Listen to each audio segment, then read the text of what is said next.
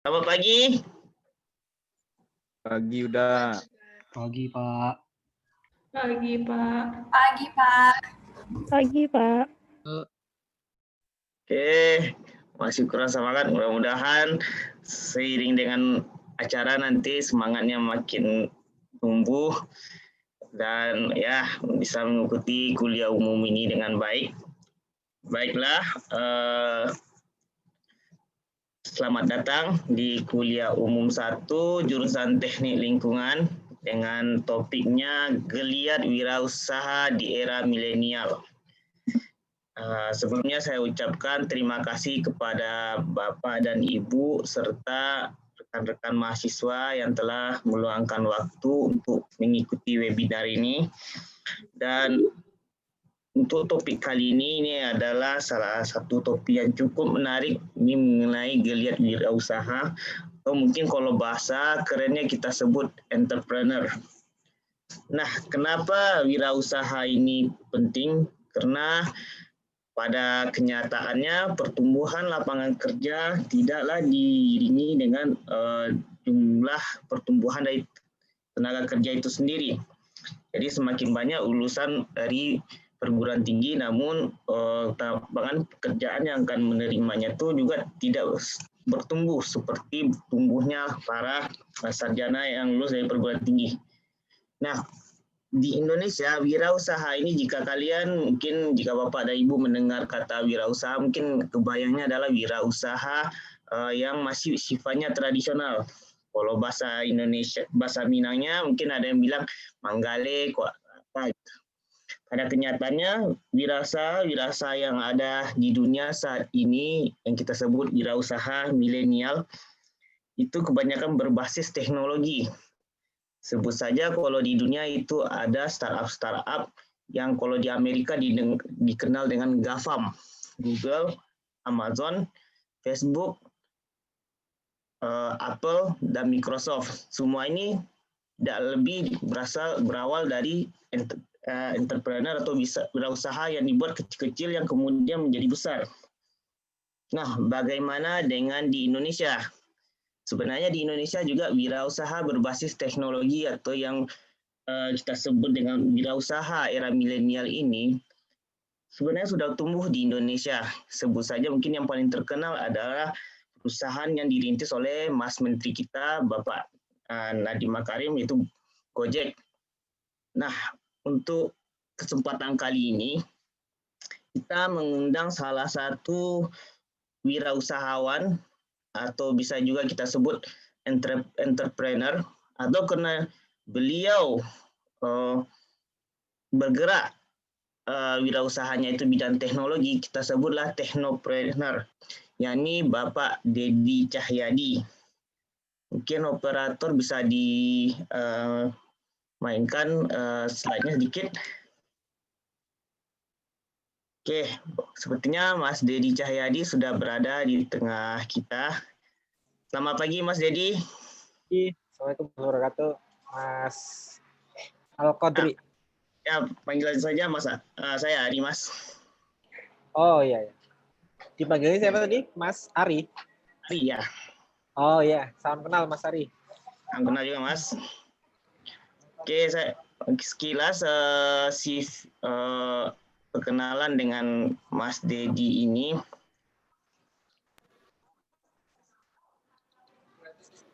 Mas Dedi ini adalah seorang technopreneur, leadership, tech startup, design thinking for small medium enterprise. Sementara pendidikan Mas Dedi ini adalah S1 adalah Teknik Pertanian Universitas Brawijaya, kemudian S2-nya di Teknik dan Manajemen Lingkungan ITB. Selain mengikuti dua pendidikan ini, Mas Dedi juga pernah mengikuti Summer School and Joint Research Program in Water Management di Universitas Duisburg-Essen di Jerman. Pengalaman entrepreneur dari Mas Dedi ini adalah co-founder dari Nanobubble Indonesia. Kemudian beliau juga adalah founder of Java Cocoa Car. Kemudian Chief Product Officer of Sachita Research. kemudian founder of Agronusa Syariah Investment. Mungkin yang penting dari Mas Dedi ini adalah Mas Dedi ini pernah memenangkan technological startup and best of the best entrepreneur pada tahun 2009. Kemudian Mas Dedi juga pernah menjadi winner of the Grab Incubator Startup Competition yang pernah ditayangkan yang diadakan oleh Trans TV Group dan Grab pada 2019. Kemudian adalah finalis of Ocean Based Solution Startup of ICE Forum. Berikutnya Mas Dedi juga pernah menjadi finalis of Scale Up Startup Pitching Day. Dan Mas Dedi juga merupakan salah satu alumni dari beasiswa LPDP tahun 2017 dan pernah mengikuti Joint Research dari DAAD Summer Program. Oke, mungkin itu sekilas dari Mas Dedi. Beliau juga kalau sekarang beliau juga mendapatkan fund atau bantuan dana dari LIPI, Bank Dunia, dan Korepmap, serta mendapatkan CSR project dari Telkom Indonesia, serta dari Ristek Dikti. Mungkin mengingat waktu sudah berjalan, kita mintakan kepada Mas Dedi waktu dan tempat. Kami persilakan Mas Dedi untuk memberikan materinya hari ini. Silakan Mas. Oke. Terima kasih Mas Ari dan rekan-rekan sekalian Universitas Andalas, dan teman saya pas S2 ada Mbak Resti ya sebagai dosen di sana. Sebelumnya mohon maaf nih kalau agak noise ya, saya di kafe di perjalanan dari Jakarta ke Bandung, jadi mampir di rest area. Tadi saya prediksi harusnya sampai ke Bandung, cuman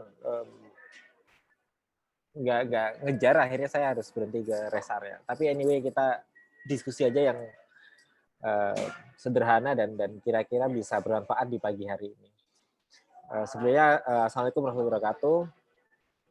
Pada mahasiswi UNAN ya secara umum, atau khusus teknik lingkungan Pak Ari? Teknik lingkungan ya? Kalau sekarang kebanyakan mayoritasnya ini teknik lingkungan, Mas. Ada dosennya juga 1-2 dalamnya. Oh ya, salam kenal Bapak Ibu dosen sekalian. Izinkan sekitar 30 menit ke depan mungkin saya akan sharing beberapa pengalaman dan beberapa yang telah kami lakukan di Nanobubble Indonesia. Kita sekarang menuju jadi semacam grup perusahaan teknologi ya. Jadi dulu Nanobubble itu hanya sebatas riset.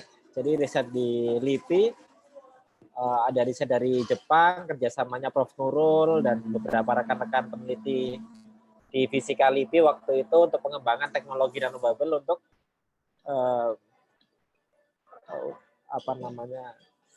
penjernihan atau water treatment ya, jadi pengolahan air lah ya.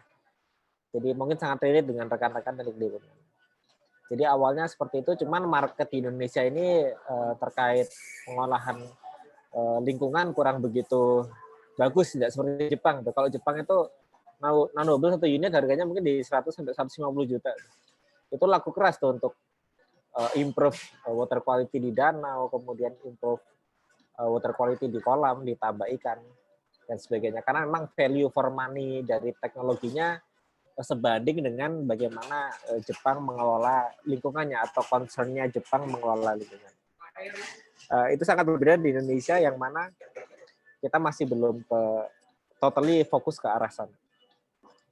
Jadi kita startnya bertiga ya, ada Prof. Nurul, ada saya, ada Mas Hardi. Bertiga ini punya tugas masing-masing nih. Jadi kalau Prof. Nurul fokusnya di riset, saya fokusnya di business development atau pengembang bisnis dan sales marketing. Mas Hardi di teknik mesin ya. Jadi beliau UGM, saya Brawijaya dan ITB. Prof. Nurul 15 tahun di Jepang lah. Jadi kira-kira timnya itu. Nanti mungkin saya akan cerita gimana terbentuknya tim.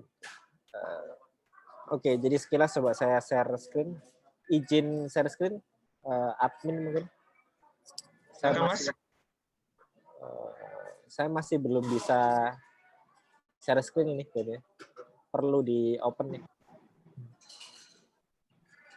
Ya, Bu Risti, tolong. sudah bisa, sudah bisa.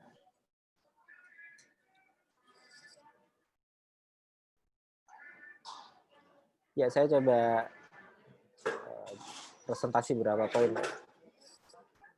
Singkat saja. Ya, saya hanya ingin menggambarkan apa kira-kira plus minus menjadi entrepreneur atau wirausaha. Jadi dulu kalau boleh saya cerita, ini ya sekira achievement atau capaian kita di 2019. Jadi kita baru buka Nanobubble itu selaku perusahaan di 2019 bulan Mei ya sebagai PT. Sebelumnya kita hanya berbisnis dengan pinjam bendera perusahaan lain, misalnya kayak PT Nanoteknologi Indonesia, CV Inovasi Nanoteknologi Indonesia.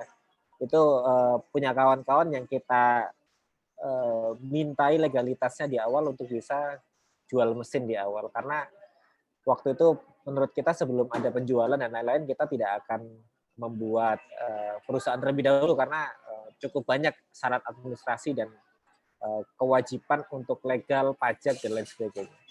Jadi ini kita awal-awal mendapatkan dana dari ajang lomba lah ya kali ya, kayak PKM ya. Jadi startup event di Grab dan Trans7. Terus yang kedua kita menang di Wirausaha Muda Mandiri. Mungkin kalau saya bisa share videonya, ini sekaligus perkenalan Nanobubble mungkin.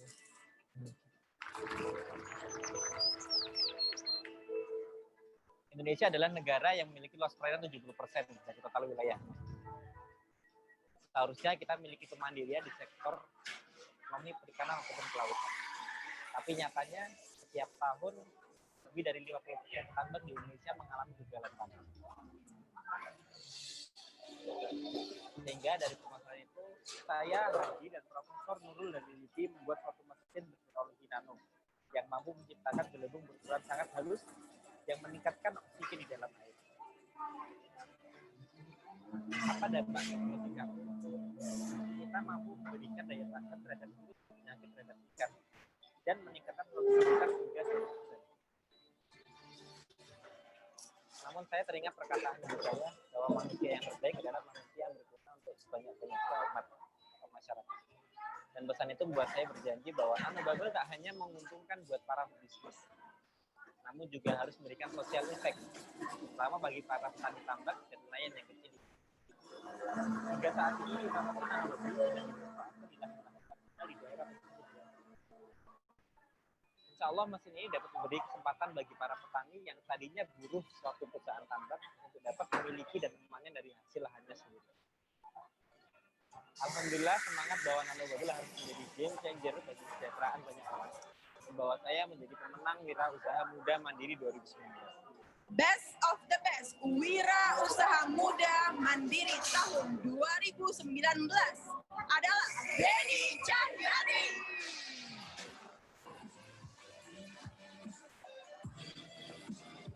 Saya di Cahyadi bersama Nanobubble tidak akan berhenti berkarya dan berinovasi hingga petani tambak dan sidang bahagia.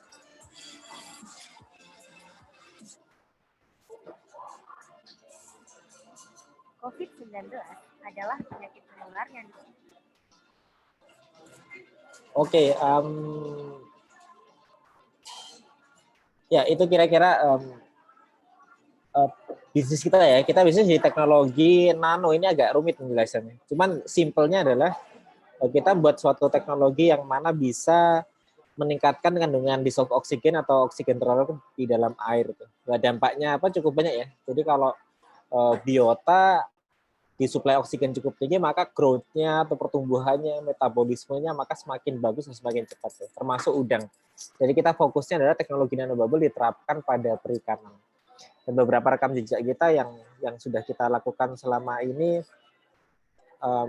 ya kita juga jadi partnernya United Nations of Development Program UNDP, AIS Forum, dan Angin Indonesia untuk turut mengembangkan wilayah-wilayah terdampak pencemaran lingkungan ataupun sustainable eco culture atau aquaculture ya.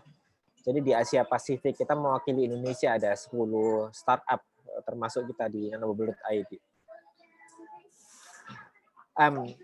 Saya kan sebelum kesini saya akan cerita dulu. Ya, kenapa memutuskan entrepreneur? Jadi ini mungkin pertanyaan yang harus kita jawab semuanya. Kenapa entrepreneur?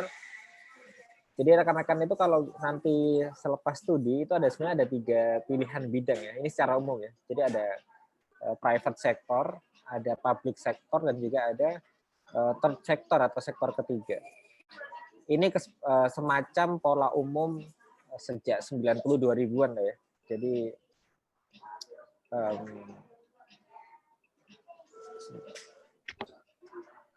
screen saya kelihatan nggak ya? Pak Ari. Kelihatan, Mas. Kelihatan ya, oke. Jadi setiap orang nanti mau tidak mau dan suka tidak suka harus memang memasuki 3 wilayah ini salah satunya. Mungkin kalau bagi rekan-rekan peneliti atau dosen, beliau berperan di public sector. Jadi sektor-sektor pelayanan publik, pelayanan negara yang mana punya fungsi-fungsi increasing human resource atau meningkatkan kualitas atau kapasitas sumber daya manusia di Indonesia. Misalnya mengajar, meneliti, pengabdian masyarakat sebagainya. Pun kami di private sector. Jadi private sector itu adalah sektor-sektor yang mana berfokus pada profit atau keuntungan dan juga pada pengelolaan bisnis yang dikelola secara mandiri. Nah, biasanya kalau kita bahasa tadi yang disampaikan agak gaulnya ya entrepreneur lah ya. Jadi wirausahawan. Nah, kenapa latar belakang saya memilih wirausaha? Padahal kalau dilihat record di CV saya tadi sampai usia saya 26 tahun itu masih ada keinginan menjadi dosen waktu itu. Jadi saya waktu itu impiannya kalau nggak dosen ya peneliti itu. Cuman itu semua berubah ketika negara api menyerang. Jadi ketika ada perubahan mindset pas di ITB, terutama pas di Bandung, saya join organisasi, join beberapa ekosistem bisnis, ada mindset-mindset yang cukup berubah, termasuk beberapa chart ini yang mungkin bisa saya jelaskan secara ringkas ya. Jadi entrepreneurship itu adalah butuh suatu karakter ya. Jadi kita harus pandai menganalisis karakter kita lebih passion atau berminat dan memiliki bakat di sektor mana nih. Nah, itu harus di tracking tuh. Kalau bahasa motivasinya sih kita harus tahu role model ya. Jadi kita harus punya model yang mirip dengan kita tuh. Misalnya nih ya, seseorang yang punya IP cukup tinggi, kemudian waktu S1 cukup banyak suka penelitian, PKM, dan publikasi, maka mungkin preferensinya adalah ke arah dosen atau peneliti. Tapi kalau dari S1 sudah cukup sering berinteraksi secara organisasi, kemudian secara sosial, dan juga memiliki unit-unit usaha kecil ya, misalnya jualan, dagang, dan sebagainya. Apalagi di Padang. Kapan hari saya jadi juri beasiswa ISDP dari Lasnas Bank Syariah Mandiri di Padang, itu saya interview sekitar 60 orang. Itu juga kebanyakan juga berdagang, meskipun juga studi ya. Jadi ini sangat-sangat, menurut saya sangat perlu kita apresiasi. Jadi view entrepreneur atau pandangan entrepreneur itu pertama adalah entrepreneur itu selalu setiap hari atau setiap waktu memiliki challenge dan target ya, kayak gambar kiri itu. Kiri atau kanan atas, kiri atas rekan-rekan. Jadi ada suatu langkah atau suatu rencana yang harus kita eksekusi setiap harinya. Seperti sekarang ini saya visit ke Bandung untuk bertemu mitra pembudidaya udang, di mana di situ kita ada bermisi menjual produk, misi kerjasama pengembangan tambak ukuran mini tapi produktivitas tinggi dengan nanobubble dan sebagainya. Jadi everyday dengan target, dengan rencana, dan selalu memiliki rencana yang bisa jadi sesuai target ataupun kemudian tidak sesuai target sama sekali seperti pas COVID kemarin. Jadi pertama adalah kenapa entrepreneur, karena saya suka challenge gitu, suka resiko. Nah itu yang harus kita detect dulu. Kita punya nggak itu view atau feel suka tantangan atau suka resiko. Yang kedua memang output entrepreneur itu cuman 2 ya, sekarang mungkin 3 ya. Jadi output entrepreneur atau kita membangun usaha itu memang harusnya adalah pertama menyelesaikan problem pada community atau komunitas, atau problem permasalahan di sosial. Jadi permasalahan di lingkungan apa? Misalnya sungai kondisinya kurang baik gitu, atau mungkin cemarannya juga cukup tinggi. Nah, ada nggak suatu kegiatan usaha yang bisa kita aktifasi dengan kondisi itu? Misalnya kita develop atau kita mengempower, memberdayakan masyarakat untuk membersihkan atau mengambil sampah di sungai yang organik kita jadikan kompos, misalnya, saya nggak tahu. Yang kemudian anorganik kita jadikan suatu kumpulan barang-barang anorganik, sampah plastik dan sebagainya yang bisa dikumpulkan pada satu wadah kayak bank sampah, kemudian dikonvert jadi layanan kesehatan, misalnya yang dilakukan Dr. Gamal di Jawa Timur. Ya, hal-hal ini yang menjadi mendrive kita atau mengarahkan kita untuk menjadi selalu produktif di setiap aktivitas atau kegiatan entrepreneur. Yang kedua, clear. Entrepreneur itu tugasnya juga membuat duit, menghasilkan uang lah ya, income generator atau money generator. Jadi entrepreneur harus selalu menghasilkan uang, karena dia harus menghidupi bisnisnya, menghidupi dirinya sendiri dan keluarganya, dan memberikan lapangan pekerjaan bagi orang lain. Saya pikir ini yang menjadi mimpi saya waktu itu, bahwa saya nggak ingin miskin lagi. Yang kedua, saya nggak ingin hidup sendiri, maksudnya hidup kita harus bermanfaat bagi orang lain, seperti yang ibu saya sampaikan tadi di Net TV footage tadi di ini talk show, di net show. Terus yang ketiga ya, gimana uang ini bisa mensupport negara tuh. Misalnya saya contohkan ya, bayangkan deh, 2020 target pajak itu di 1,8 triliun, 1,8 ribu triliun, 1,8 K apa ya, 1.800 triliun. 1.800 triliun tuh. Sri Mulyani menargetkan pajak kita di 2020. Di mana 1.800 triliun adalah uang berputar, pendapatan dari pajak digunakan untuk membayar komponen public sector itu ya, yang PNS, kemudian di dalamnya ada peneliti, ada dosen, ada ASN daerah, ASN pusat, dan sebagainya. Jadi perputaran uang dari wirausahawan atau pemilik usaha yang dipajaki setiap bulan dan tahun, itu menjadi sumber dana negara yang cukup utama, selain kemudian hal-hal yang lainnya, misalnya devisa yang lain, misalnya wisata. Dan jadi ini luar biasa itu. Jadi peran kita sebagai entrepreneur itu selain bisa independensi secara target, secara keuangan, secara visi, kita bisa memberikan pekerjaan bagi orang lain. Misalnya Nanobubble sekarang sudah ada 25 karyawan ya, mulai dari lulusan SMK sampai profesor tuh. Jadi kita co-foundernya kan profesor ya, Prof. Nurul salah satu. Jadi kita itu, saya, Mas Hari, Pak Nurul ngurus manusia mulai dari SMK sampai S3 dan profesor.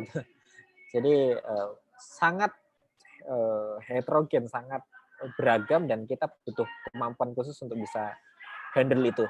Dan saya pikir aktivitas-aktivitas organisasi ketika S1 itu diperlukan untuk seperti itu, komunikasi dengan yang lebih senior, lebih junior, cara menghargai, etika kerjasama, etika bekerja, etika komunikasi, itu kita dilatih di organisasi. Itu yang menyebabkan kemudian kita berani untuk bisa handle beberapa SDM. Terus misalnya, saat corona saja yang hanya 6 atau 7 bulan kemarin, itu sekitar 3,5 juta sampai 6,4 juta PHK terjadi ya di Jabodetabek secara umum. Bayangkan 6,4 juta rakyat atau orang diputus hubungan kerja secara mungkin sepihak ataupun sudah melalui masa-masa negosiasi yang mana dia tidak punya pekerjaan lagi. Nah, ini hal yang sangat miris gitu. Nah, kalau tidak banyak entrepreneur membuat perusahaan atau membuat suatu usaha yang bisa menggait pasar-pasar masyarakat yang belum bekerja ini, siapa lagi kalau bukan kita? Apakah kita berharap pada bantuan negara-negara asing terus? Saya pikir enggak. Jadi butuh independensi rekan-rekan, apalagi yang teknik lingkungan ya. Saya pikir masih sedikit bisnis di bidang lingkungan. Siapa tahu rekan-rekan bisa making atau membuat suatu teknologi dari energi terbarukan kah, atau water treatment kah, atau suatu usaha-usaha yang terkait keilmuannya, saya pikir sangat-sangat bisa diusahakan. Terus yang ketiga, jangan lupa kita itu ada jebakan kelas menengah ya. Jadi ini juga yang harus rekan-rekan pahami ya. Jadi ketika orang bergaji 3 juta, mungkin dia inginnya beli, saya sebut merek deh, misalnya beli Xiaomi Redmi Note 8 gitu. Ketika orang gajinya mungkin 6 juta, 7 juta, dia prestisnya naik tuh. Mungkin beli Samsung A51. Kalau gajinya mungkin 10 sampai 15 juta, mungkin dia beli iPhone misalnya gitu. Jadi seseorang selalu terjebak dalam view bahwa saya memiliki sesuatu yang lebih ketika saya memiliki pendapatan yang lebih gitu. Ini yang nggak sehat ya, maksudnya ini psikologis yang dimainkan para pemilik bisnis untuk kita selalu beli gadget misalnya gitu. Nah, tapi coba di-detect lagi nih, bahwa data menyampaikan 1,99 juta rupiah per bulan itu sudah masuk tergolong miskin ya. Atau orang berpenghasilan sekitar 60.000 per hari.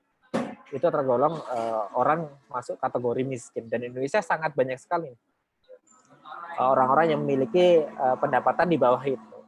Nah, coba dibayangkan kemudian, saya nggak sebut merek ya.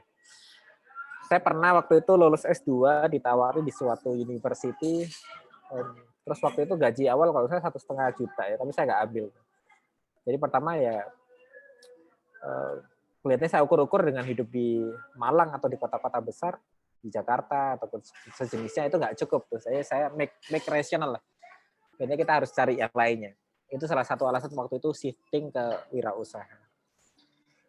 Nah, kira-kira ini beberapa alasan kenapa kemudian saya mengambil mengambil takdir untuk menjadi wirausaha. Tapi kita tidak tahu apakah ke depan selalu menjadi wirausaha. Kita tidak pernah tahu, harus kita ikuti perjalanan takdir ini ya. Pernah ingin jadi dosen, tapi saya sudah 3 kali diundang jadi visiting lecturer gitu. Di UB, di UNER ngisi nanoteknologi, di UB ngisi wirausaha, di UI pekan depan saya ngisi wirausaha teknologi. Jadi harapan atau mimpi jadi dosen tadi terfasilitasi juga ketika saya jadi wirausaha itu. Jadi semua segmen pekerjaan sekarang yang dulu ada dream saya, alhamdulillah sudah terrealisasi sampai usia 29 tahun ini. Tapi masih banyak mimpi yang belum tercapai. Mohon doanya untuk masih istiqomah dalam perjuangan ini. Apa yang mendasari ini semua, saya perlihatkan ya, ini masa kecil saya, ini bapak ibu saya. Ibu saya itu 2014 kecelakaan cukup parah, dan tangan kirinya sekarang innalillah lumpuh ya. Jadi ibu saya dulu aktivis lah ya, mulai S1 sampai kemudian di sosial dan sebagainya. Bapak saya pegawai di swasta. Nah, waktu saya kecil itu ibu saya jualan ini, kalau di Jawa namanya heci ya, atau OT-OT mungkin ya, kalau di Bandung atau Jakarta. Sama mie yang dibungkus plastik lah, dimasukin ke SD. Dan setiap pagi saya bantu untuk bungkusin, kemudian jalanan ke sekolah. Jadi dari kecil memang sudah dilatih untuk bisa mandiri ya. Tapi masih waktu itu ibu saya ingin saya sekolah setinggi-tingginya kalau bisa sampai doktor. Tapi sekarang masih magister ya, nggak tahu dokternya kapan. Jadi kira-kira masa kecil saya adalah serba sulit.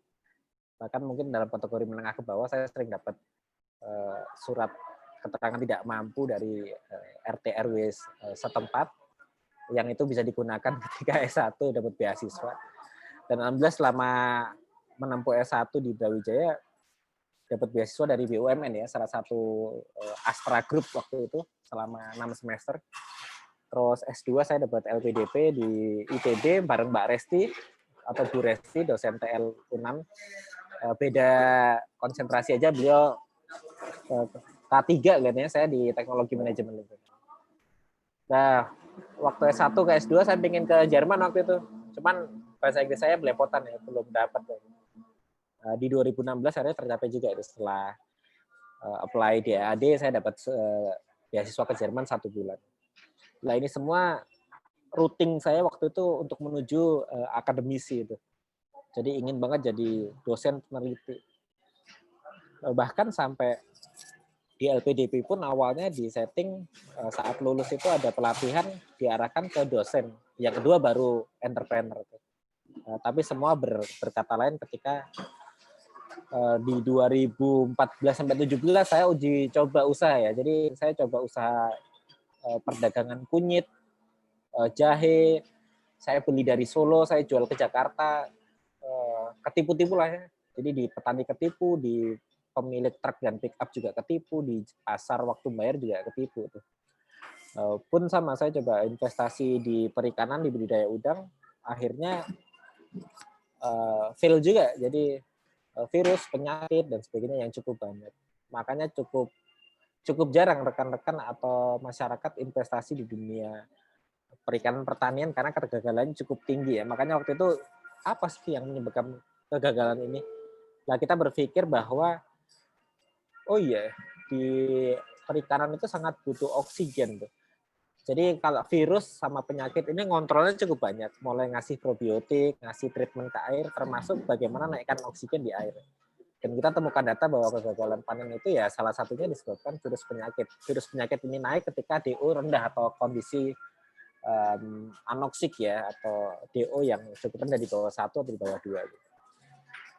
Nah, saya waktu itu searching itu di Google, teknologi apa sih yang bisa solve problem ini? Nah, ketemulah teknologi nanobubble. Jadi nanobubble itu ya ini ke arah teknologi sekarang. Jadi kita injek oksigen dan air di input, terus kemudian kita punya semacam kayak sarang lebah yang kita atur sedemikian rupa, beberapa mikron dan sebagainya ukurannya. Nggak sampai mikron sih, ukurannya masih mili, tapi kita tata biar sangat halus dan lembut keluarannya. Terus kita keluarannya adalah output air berkandungan oksigen yang tinggi ya. Kita pernah uji di lab DKSA Jakarta itu ukurannya di angka 150 sampai 200 nanometer beberapa, sekitar 85% dari 100% komponen air itu. Lah apa kelebihan teknologi ini? Teknologi ini kalau kita pakai kincir atau aerator itu mudah banget menguap atau vaporize di air tuh. Tapi kalau nanobubble dia lebih stabil. Oksigen bisa langsung dikonsumsi oleh udang ataupun ikan, sehingga kemudian pertumbuhan dan metabolisme jadi lebih bagus. Nah, ketika saya gagal di beberapa investasi tadi, ketika baik untuk S2 ataupun selepas S2, saya cari siapa peneliti bidang teknologi ini. Ternyata ada di Indonesia, yaitu Profesor Nurul. Saya kontak beliau, saya temui, dan saya presentasi bisnis ya. Kalau namanya di bisnis namanya pitching ya. Pitching itu kayak presentasi bisnis plan lah ya. Jadi waktu itu saya presentasi bisnis terkait bagaimana mengatasi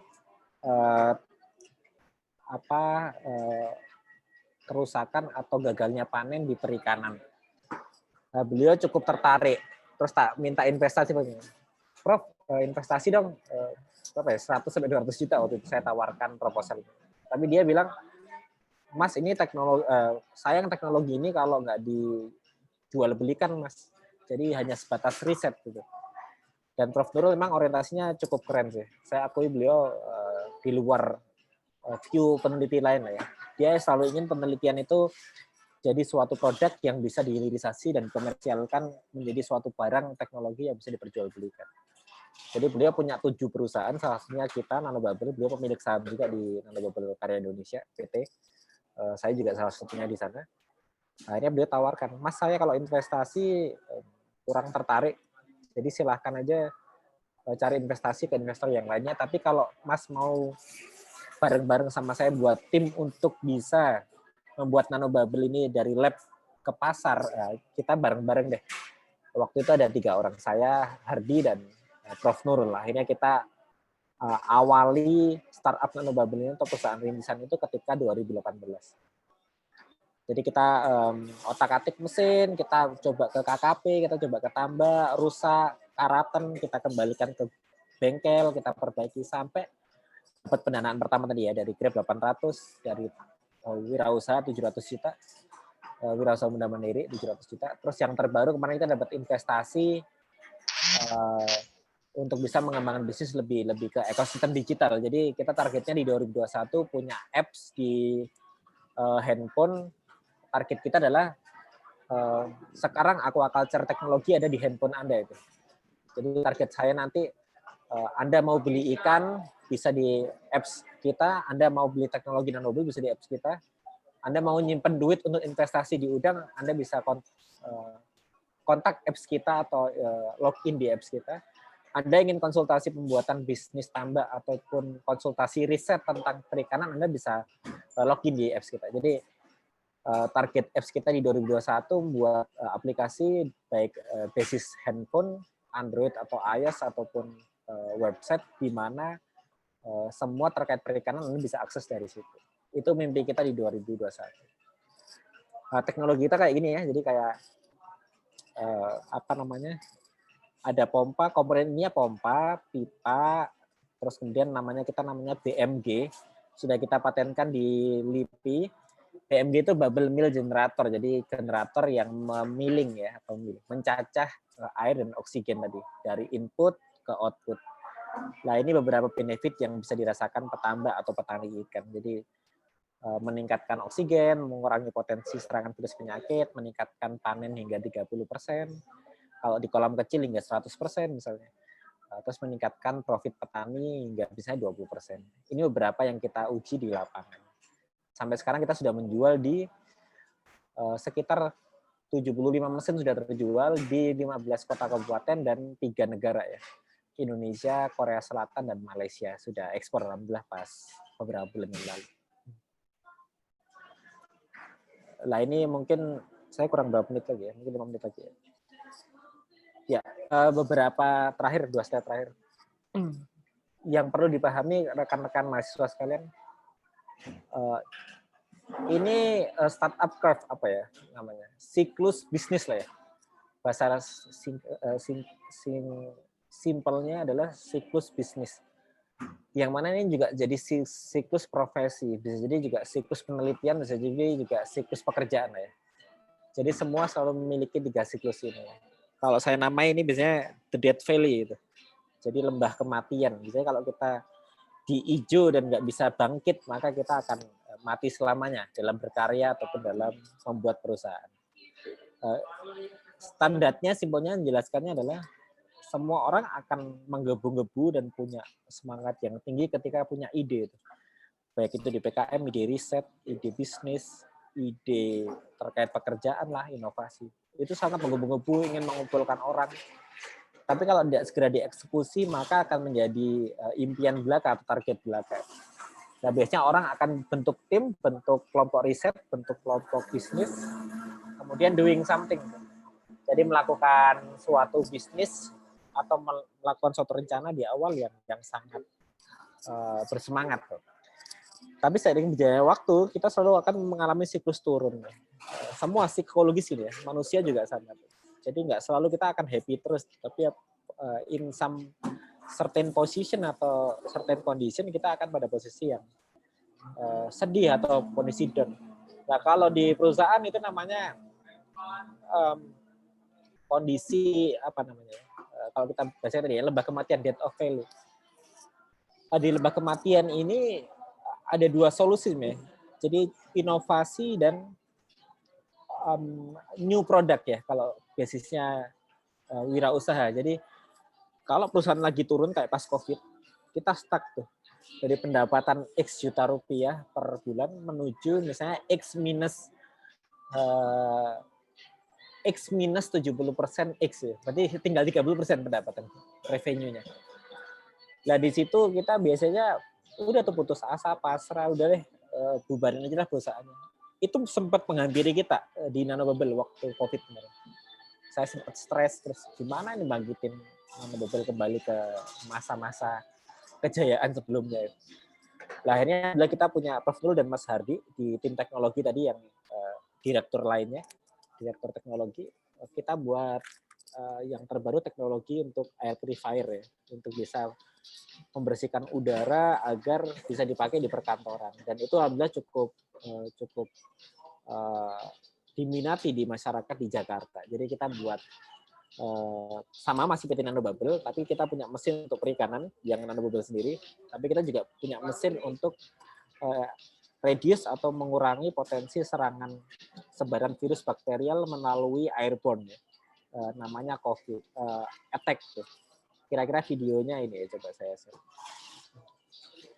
disebabkan oleh jenis coronavirus baru yang ditemukan saat terjadi wabah di Wuhan, Tiongkok bulan Desember 2019. COVID-19 dapat menimbulkan gejala ringan seperti batuk dan demam, hingga gejala parah berupa kesulitan bernafas yang dapat mengakibatkan kematian. Sama pada orang melalui percikan-percikan lewat hidung atau mulut orang yang Ya, ini latar belakangnya ya. Kita buat teknologi di mana bisa hisap udara yang ada di ruang meeting, ruang rapat, di perkantoran, terus kemudian kita refresh atau kita purifier, kita jernihkan dengan beberapa nanotech dan juga desinfektan. Lebih jauh dan bertahan lebih lama di udara. Percikan yang terjadi di ruang terbuka dapat menyebabkan penyebaran virus meluas yang membahayakan orang sekitar. Percikan yang terjadi di dalam ruangan menyebabkan akumulasi virus yang berpeluang lebih besar membahayakan orang di dalamnya. Bagaimana mesin attack bekerja? Nah, ini mesin kita ya, teknologi kita. Dengan cara menghisap udara yang mengandung virus, menangkap virus di dalamnya, dan dieliminasi dengan attack. Virus yang telah tertangkap dilakukan disinfektasi secara terpadu dan berlapis untuk memastikan semua virus terdisinfektasi. Proses dilakukan secara terus-menerus hingga udara menjadi bebas dari virus. Produk kami tidak menggunakan bahan kimia, sehingga tetap aman digunakan secara terus-menerus. Karena Ya, itu. Jadi kita pas jatuh kemarin launching produk Attack ya. Attack itu airborne nanotrapping for anti-COVID treatment lah, kira-kira gitu bahasa Inggrisnya. Jadi kita buat teknologi yang bisa serap udara, kemudian kita filtering, kita kasih UV, kita kasih desinfektan, nano titania, kemudian luarannya menjadi lebih segar dan bersih itu. Posisi sekarang sedang diuji biosafety level 3 dan SNI ya. Jadi mohon doanya semoga bisa lancar dan bisa bermanfaat untuk masyarakat secara umum dalam rangka memprevent atau mencegah sebaran COVID yang lebih masif di Jakarta. Nah, terakhir dari saya kita coba buka video Jack Ma. Jack Ma ini termasuk yang saya sukai ya. Maksudnya dia orang biasa, lulusan sastra Inggris di salah satu kampus di Cina. Anaknya orang miskin, daftar waitress ke KFC atau McDonald saya lupa, nggak keterima, daftar di Harvard 10 kali ditolak. Dia memang secara pengalaman relatif dia hanya mahasiswa biasa tapi punya mimpi yang besar. Nah, ini coba kita cek videonya Jack Ma untuk sebelum penutupan.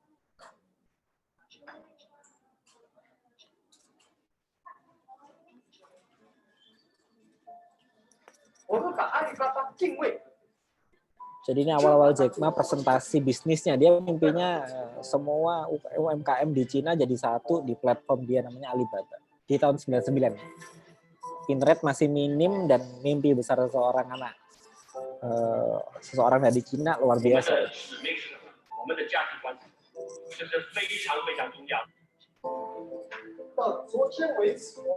Jadi Alibaba memang start dari bawah ya. Jadi semuanya bisa dilakukan. Rekan Kunan pun, GTL pun punya bisnis selalu dari bawah, nggak mungkin langsung hebat kecuali memang anak sultan ya. Punya perusahaan yang tinggal diwariskan. Di 2003 kena SARS dan banyak karyawannya yang terpapar virus itu. Sama seperti sekarang, COVID menerjang semua UMKM dan bisnis di Jakarta. Dan 2007 dia expand ke retail ya, bisnis to retail ke end user customers. 2009 dia start cloud computing, berbisnis di big data dan IT. 2011 mulai internasionalisasi, dia ngerjain logistik, pembayaran, Alipay dan lain-lain. Luar biasa Alibaba. Nah, dia IPO ini membursa ya, masuk ke bursa saham. Jadi sahamnya diperjualbelikan bebas ke masyarakat.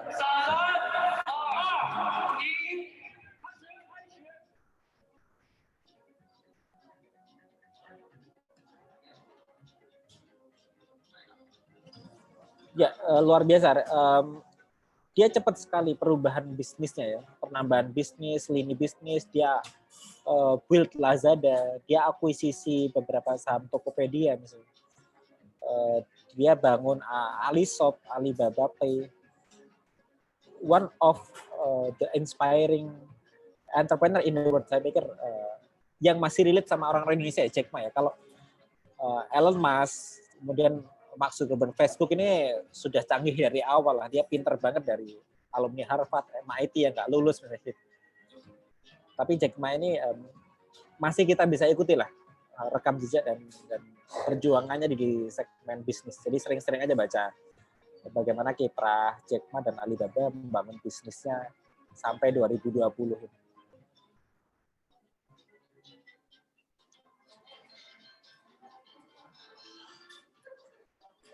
Oke, saya pikir itu dari saya. Terima kasih rekan-rekan Teknik Lingkungan UNAN di kuliah umumnya. Sekali lagi saya hanya sharing beberapa hal yang pernah saya lakukan dan menjadi mimpi kita. Kedepan kita ingin jadi Alibabanya di sektor perikanan lah ya. Jadi Anda bisa beli ikan segar di apps kita, Anda bisa shipping atau mengirim ekspor impor ikan dari apps kita, Anda bisa beli teknologi atau e-commerce dari apps kita, Anda bisa beli pakan ikan dan vitamin probiotik ke apps kita. Jadi mohon doanya Nanobubble tetap istiqomah berjuang untuk masyarakat pesisir, untuk Indonesia dan untuk dunia. Terima kasih. Assalamualaikum warahmatullahi wabarakatuh.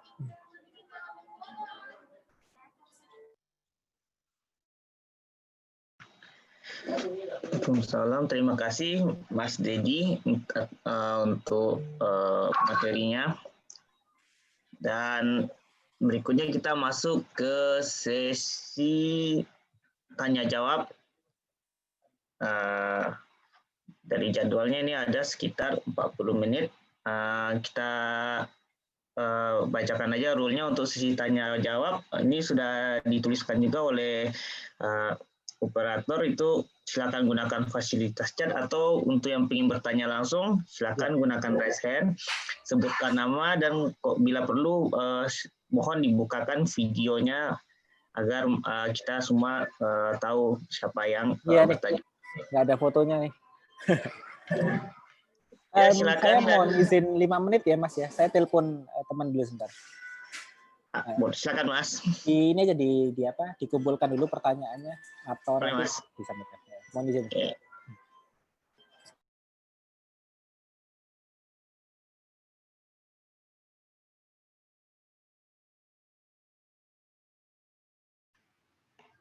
Udah masih di mute. Oke, silakan rekan mahasiswa, jika ada pertanyaan silakan raise hand, angkat tangan, dicatat dulu. Ya, mumpung Mas Dedinya masih sedang istirahat sekarang. Ya, bagaimana?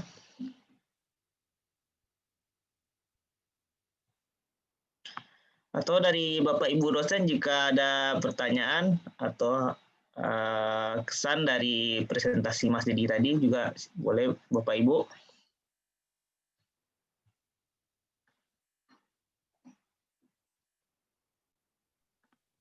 Izin bertanya, moderator. Silakan. Silakan Bu Lesti. Oke, yang pertama dulu lah ya. Terima kasih atas kesempatannya.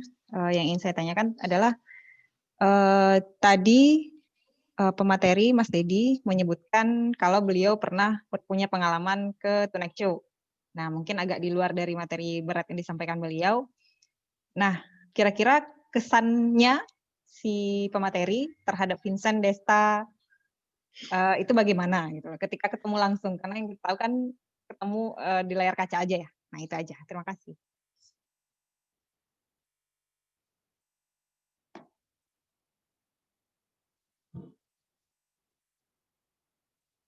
Itu saja Bu Lesti. Iya, itu saja. Terima kasih. Oke. Ada lagi? Untuk saat ini saya tampung 3 pertanyaan dulu. Baik, Assalamualaikum. Assalamualaikum warahmatullahi wabarakatuh. Perkenalkan, nama saya Ferdinand Syah dari Teknik Lingkungan. Saya ingin bertanya tentang tadi ada pemateri ada menyebutkan tadi teknologi tentang teknologi EdTech ya, yang penyaringan udara untuk virus ini gitu kan. Penyaringan udaranya itu ada beberapa penyaringan, yaitu disaring terus dikasih disinfektan untuk virusnya agar virusnya hilang. Jadi yang ingin saya tanyakan itu untuk disinfektannya, untuk penyaringan udara kan untuk virus tadi, disinfektan tadi, apakah perlu ditukar kembali? Apakah untuk disinfektan itu dijual secara bebas untuk alat ini kan pasti ada apa? Pasti ada perbaikan untuk alat, pasti ada perbaikan untuk bahan-bahan yang harus digunakan itu. Jadi apakah bahan ini dijual bebas dan untuk cara penukaran dan sebagainya, walaupun belum launching ya, kita sebagai teknik lingkungan harus tahu gimana proses untuk penyaringan udara itu. Ya baik, mungkin sekian dari saya. Maksudnya ini Terima kasih tentang kepada moderator. Assalamualaikum warahmatullahi wabarakatuh. Waalaikumsalam. Ini mungkin konfirmasi aja, ini maksudnya desinfektannya bagaimana merefillnya gitu ya? Ya, apakah refillnya jual bebas atau enggak? Oke, baik.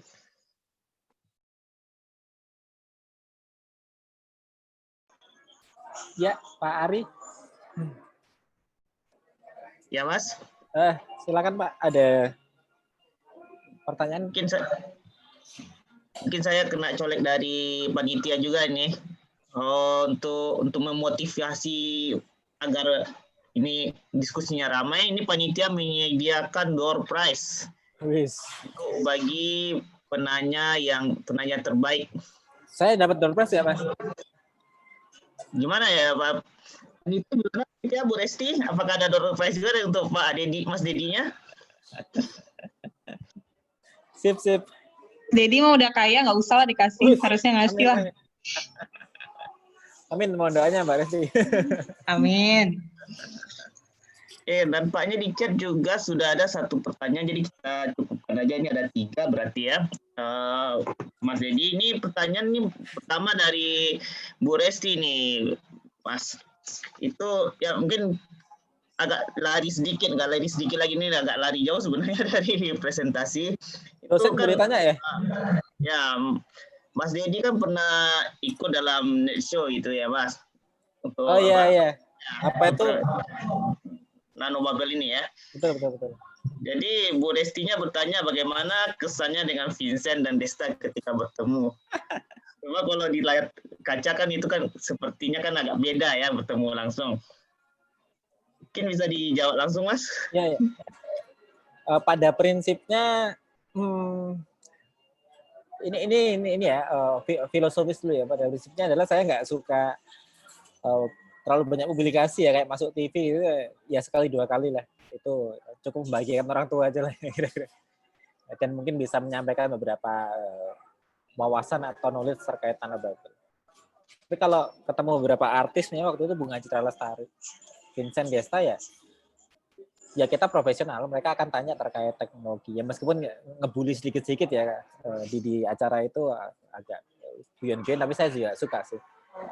Tapi anyway, sebenarnya kalau yang masih relate sama materi, bahwa publikasi-publikasi seperti itu dibutuhkan untuk mengenalkan bisnis kita ke masyarakat atau teknologi kita. Makanya di dunia akademisi pun dibutuhkan misalnya publikasi jurnal terindeks Scopus. Itu untuk diketahui bahwa riset-riset orang Indonesia nih terkait permasalahan riset Indonesia juga bisa dinikmati hasilnya ke khalayak umum di internasional, sehingga bisa disitasi dan sebagainya. Ya gini-gini pernah sekolah lah ya, maksudnya pernah tahu perskopusan gitu. Pun sekarang saya juga ada satu jurnal terindeks Scopus Q3 itu. Jadi jangan salah ya, Nanobubble secara perusahaan memang mengejar profit dan bermanfaat ke masyarakat, tapi secara riset kita juga mentargetkan setahun harus publish 3 jurnal indeks Scopus tuh. Kita masih 2. Jadi tahun ini harusnya nambah 2 lagi sih, sehingga tercapai target. Karena itu dibutuhkan untuk bisnis teknologi yang agak advance ya, kayak Nanobubble. Kalau mungkin digital, e-commerce, atau hal-hal yang sifatnya apps mungkin nggak terlalu butuh. Tapi kalau teknologinya terkait ya tadi untuk aquaculture, untuk kemudian penjernihan air dan sebagainya itu harus didukung riset-riset tuh. Karena waktu kita jual ke Korea Selatan, dia tanya tuh, ada nggak basis datanya, penerapannya ada rekam jejaknya nggak atau portofolionya. Lah kalau kita punya jurnal enak banget tuh, kita tinggal share jurnal, Pak ini Pak. Atau kalau kita ke customer lokal agak kurang percaya, kita share di Net TV tadi yang sama Vincent Desta. Kita share juga di Wirausaha Mandiri yang di Net TV juga, sama Trans waktu itu, Grab. Jadi hal-hal seperti itu masuk TV, masuk publikasi diperlukan untuk social proof ya. Pun sama, saya pikir dosen harus punya kenalan-kenalan yang sifatnya bisa mem-PR atau mem-public relation-kan temuannya ya, atau penelitiannya. Tadi tuh hanya untuk social proof. Kalau masalah seseorang harus famous atau enggak, itu mungkin pilihannya. Tapi saya secara pribadi lebih suka di balik layar. Enggak terlalu suka dipublish kehidupan dan lain-lainnya lah. Kira-kira itu ya. Menarik lah ketemu Vincent Desta. Salah satu band favorit waktu 2000-an, Club 80s. Wah. Terima kasih Mas Dedi. Bagaimana Bu Resti, ada tanggapannya dengan jawaban Mas Dedi ini? Jadi menarik ya kalau untuk untuk mempromosikan ini. Kalau dari di luar orang lebih tertarik publikasi, sementara kalau di Indonesia lebih tertariknya ke acara yang TV ya Mas. Oke. Betul. Jadi marketnya berbeda. Bagaimana Bu Resti? Ya, baik. Makasih Mas Dedi Iya, ceritanya. nanti WA aja lah Mbak Resti. Iya, siapa tahu saya juga ketemu sama beliau mereka nanti kan. Ya kapan tadi saya ke Unan juga ketemu Mbak Resti itu. Oh, iya. Oke, silakan moderator. Oke, silakan Mas Arif jika ada yang lain. Oke, terima kasih. Pertanyaan kedua ini dari mahasiswa kita, Ferdiansyah. Itu mengenai teknologi ATEK yang tadi Mas sudah tampilkan di video, itu kan ada sistemnya berupa saringan dan desinfektan. Nah, ini mahasiswa kita yang bertanya ini teknisnya Mas, bagaimana desinfektan ini berfungsi? Apakah ketika selesai desinfeksinya sudah selesai dan habis itu apa perlu di-refill kembali, dan bagaimana apakah refillnya ini dijual di pasaran atau seperti apa? Kita aja Mas. Iya. Saya coba share video lagi ya, kita pernah diliput CNN nih. Ada sedikit proses prinsip kerjanya sih.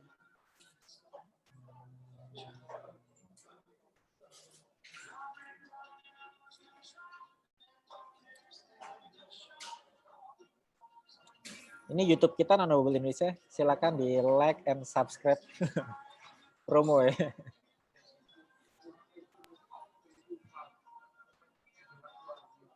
Ya, ini nih. Ini Prof. Nurul diliput di CNN News. Mungkin beliau sedikit jelaskan prinsipnya.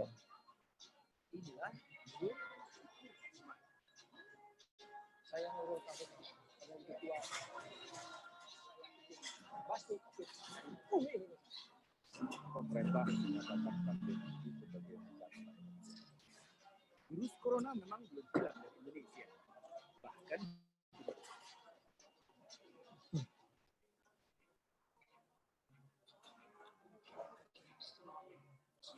Halo? Ya Mas? Videonya terhenti ya? Videonya ya, streaming Mas. Iya, saya pakai YouTube nih soalnya di kafe nih. Oke deh, nanti bisa dicek di CNN. Tapi secara prinsip gini, yang bertanya tadi, atas nama siapa ya? Saudara Ferdiansyah Mas. Oh ya, untuk Mas Ferdiansyah. Ya untuk Mas Ferdiansyah, attack ini saya namanya attack ya kalau tadi ya. Airborne nanotrapping for anti-COVID treatment. Jadi ini salah satu teknologi yang baru banget, hanya dibuild dalam waktu 1 bulan, pendanaan dari Ristek BRIN dan juga Dewan Riset Daerah Jakarta. Jadi gini, bagusnya Nanobubble itu kantornya dan ekosistemnya dekat banget sama rekan-rekan LIPI, BPPT, dan Batan. Kita pas di Tangerang Selatan kantornya, depan-depanan banget dengan Puspiptek gitu. Dan kita banyak sekali akses ilmuwan di sana. Bahkan setiap proposal riset terkait suatu permasalahan kita biasanya dapat ilmuwan dari 3 komponen di antara Batan, BPPT atau LIPI yang kita ajukan suatu proposal teknologi atau proposal produk. Nah, kemarin semua proposal teknologi kita di-postpone ya atau di-delay, ditunda di tahun 2020. Semua pendanaan riset diarahkan untuk bagaimana menanggulangi COVID tuh. Sehingga mau nggak mau nanobubble team R&D-nya berpikir tuh apa kira-kira nanobubble yang bisa dibuat di masa COVID ini. Sementara nanobubble teknologi yang lama hanya untuk perikanan tuh. Lah akhirnya waktu itu brainstorming atau diskusi Prof Nurul, Pak Hardi, Mas Hardi, Pak Khalid dan kita bareng-bareng kita ingin buat suatu teknologi yang tidak berbahaya bagi pengguna. Karena waktu itu isunya kalau kita disemprot desinfektan kan oleh WHO tidak disarankan ya, misalnya terpapar monosodium hipochlorite misalnya. Sodium hipochlorite. Misalnya kita terpapar benzalkonium kloret, kita terpapar desisfenol dan lain-lain itu setahu saya dilarang. Sehingga idenya waktu itu gimana kita nggak pakai desinfektan. Itu kita mesin pertama kita nggak pakai desinfektan. Versi yang pertama, prototipe. Itu kita menggunakan UV sama nanotitania.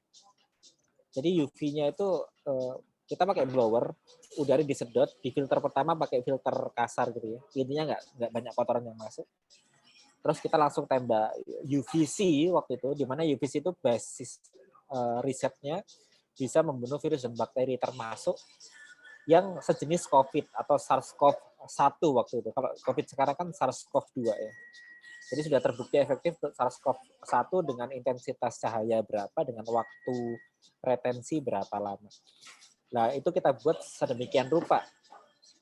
Nah, tapi tetap masyarakat pengguna atau user itu nggak percaya kalau bisa nggak sih cahaya membunuh virus. Akhirnya kita tambahkan desinfektan yang terbaru. Jadi kita tambahkan 1 chamber atau box gitu, di mana itu kita semprot desinfektan yang sifatnya mikroporus ya. Jadi kita kayak ada semprotannya sangat halus kayak fogging, kayak kabut gitu di fase awal udara itu masuk sehingga tercampur di situ. Setelah itu disedot lagi dia masuk ke sinar UV. Jadi tahap kedua UV. Tahap ketiga ini yang pakai nanoteknologi nih. Jadi kadang kita pakai nano silver atau nano titania. Fungsinya hampir sama sih, bahwa nano ini yang 2 ini adalah ketika ketempel udara ke lapisan itu maka virus dan bakteri akan diinaktivasi ya.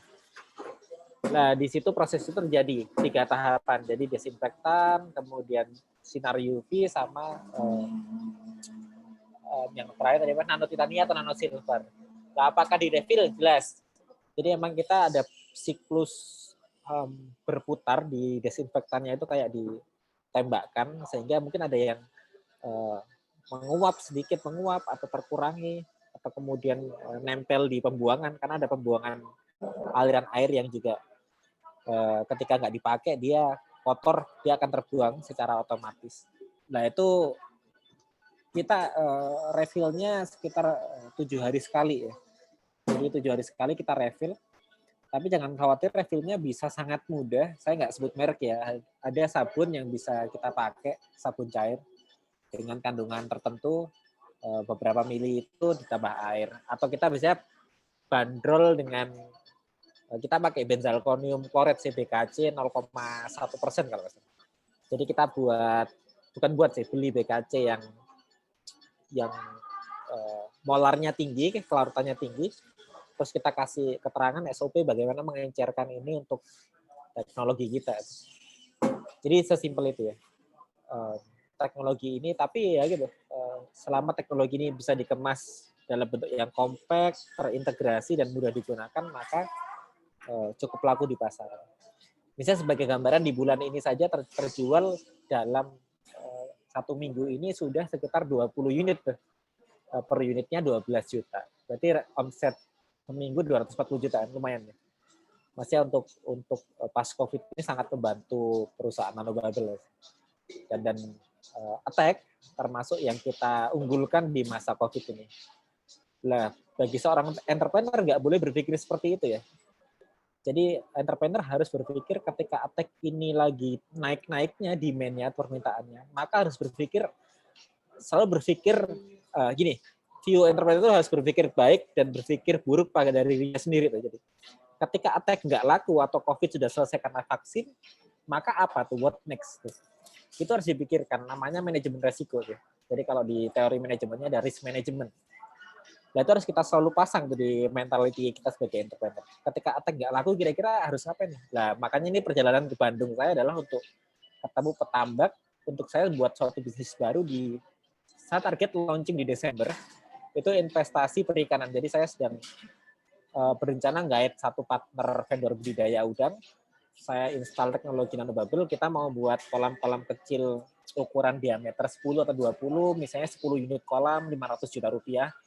Kita expose ke website atau ke apps, kemudian orang investasi bareng-bareng, misalnya per orang invest 10 juta, maka 500 juta dari 50 orang investment di situ. Nah, ini salah satu hal-hal yang kita kembangkan terus di bisnis tuh. Jadi bisnis nggak boleh berpacu pada satu produk, di mana produk ini fail atau gagal ataupun mati karena masanya sudah habis, maka kita bisnisnya ikut mati, itu nggak boleh. Kita tidak boleh depend pada satu produk atau satu barang yang mana diharapkan itu akan sustain. Itu agak rawan bagi bisnis kekinian. Jadi ketika nanobubble launching, kita berpikir attack. Ketika attack sudah launching, kita berpikir nanobubble yang dibuat investasi. Ketika mungkin nanti investasi launching, maka mungkin saya berpikir yang lainnya, jualan ikan misalnya. Dari nelayan ke warga masyarakat Jakarta, mungkin tanpa lewat tengkulak dan sebagainya. Misalnya seperti itu. Nah, hal-hal ini harus kemudian kita selalu kelola. Mohon maaf agak panjang, tapi kira-kira in prinsip teknologi attack kayak tadi, in prinsip entrepreneur, bahwa view kita sebagai entrepreneur harus selalu berinovasi, cari ide sebelum masalah muncul dari dulu. Jadi kita sudah bisa memprediksi, planning lah ya, mungkin di rekan-rekan ada project planning atau project management, itu hampir sama sih, kita juga business planning, business management. Semuanya harus terplanning, terencana. Ketika gagal A, maka run lari ke B. Ketika B gagal, maka run ke C. Jadi setidaknya kita punya 3 langkah lebih awal ketika memulai mendapat kegagalan, kita bisa dapat view yang lebih bagus dan lebih global. Saya pikir itu, Mas Ari. Terima kasih Mas Dedi. Jadi intinya tadi saya dapat itu next challenge apa gitu ya. Kita harus sensitif dengan challenge itu ya Mas. Oke, bagaimana dengan Saudara Ferdinansyah atas jawaban dari Mas Dedinya? Oke, baik. Ada tanggapan? Baik, terima kasih kepada Bapak Dedi untuk jawabannya. Yang saya tangkap di sini tadi untuk alatnya sendiri itu berarti pada dasarnya sangat praktis digunakan, dan ada penjelasan sedikit tentang wirausaha dari Pak Dedi, karena kita harus mempunyai banyak-banyak plan untuk kedepannya. Dan gini Mas Ferdi ya, yang terpenting juga bahwa kalau bermain produk ya, kalau dagang misalnya dagang kerupuk dan lain, mungkin kita mainnya kualitas kerupuk atau kualitas bakso atau kualitas makanan ya, misalnya kita jualan bisnis makanan atau minuman, misalnya kafe, minuman kopi, susu dan sebagainya. Tapi kalau produk ini unik ya, kita jualan awal itu pasti komplainnya luar biasa. Komplain sensornya nggak jalan, komplain airnya cepat habis, komplain UV-nya nggak nyala. Jadi di situ kita jangan baperan tuh. Jadi kalau sudah di bisnis, urat baper itu harus diputus tuh. Jadi selama kita jadi entrepreneur, kalau baperan ya pulang aja sih ke kampung halaman. Jadi kita dihina, produk kita nggak running, ditambah juga sering. Produk kita pompa kebakar juga pernah gitu. Bocor ataupun buntu karena kena kotoran, karena nggak bisa ngefilter secara bagus juga pernah. Nah, di entrepreneur harus berbasis berempati pada customer ya. Jadi apa feedback customer itu yang kita prioritaskan untuk pengembangan produk. Jadi pengembangan produk-produk kita selalu didasari keluhan customer. Itu paling oke sih, bahwa kita membuat produk, customer demand-nya apa dan kritik apa, itu jadikan pengembangan-pengembangan.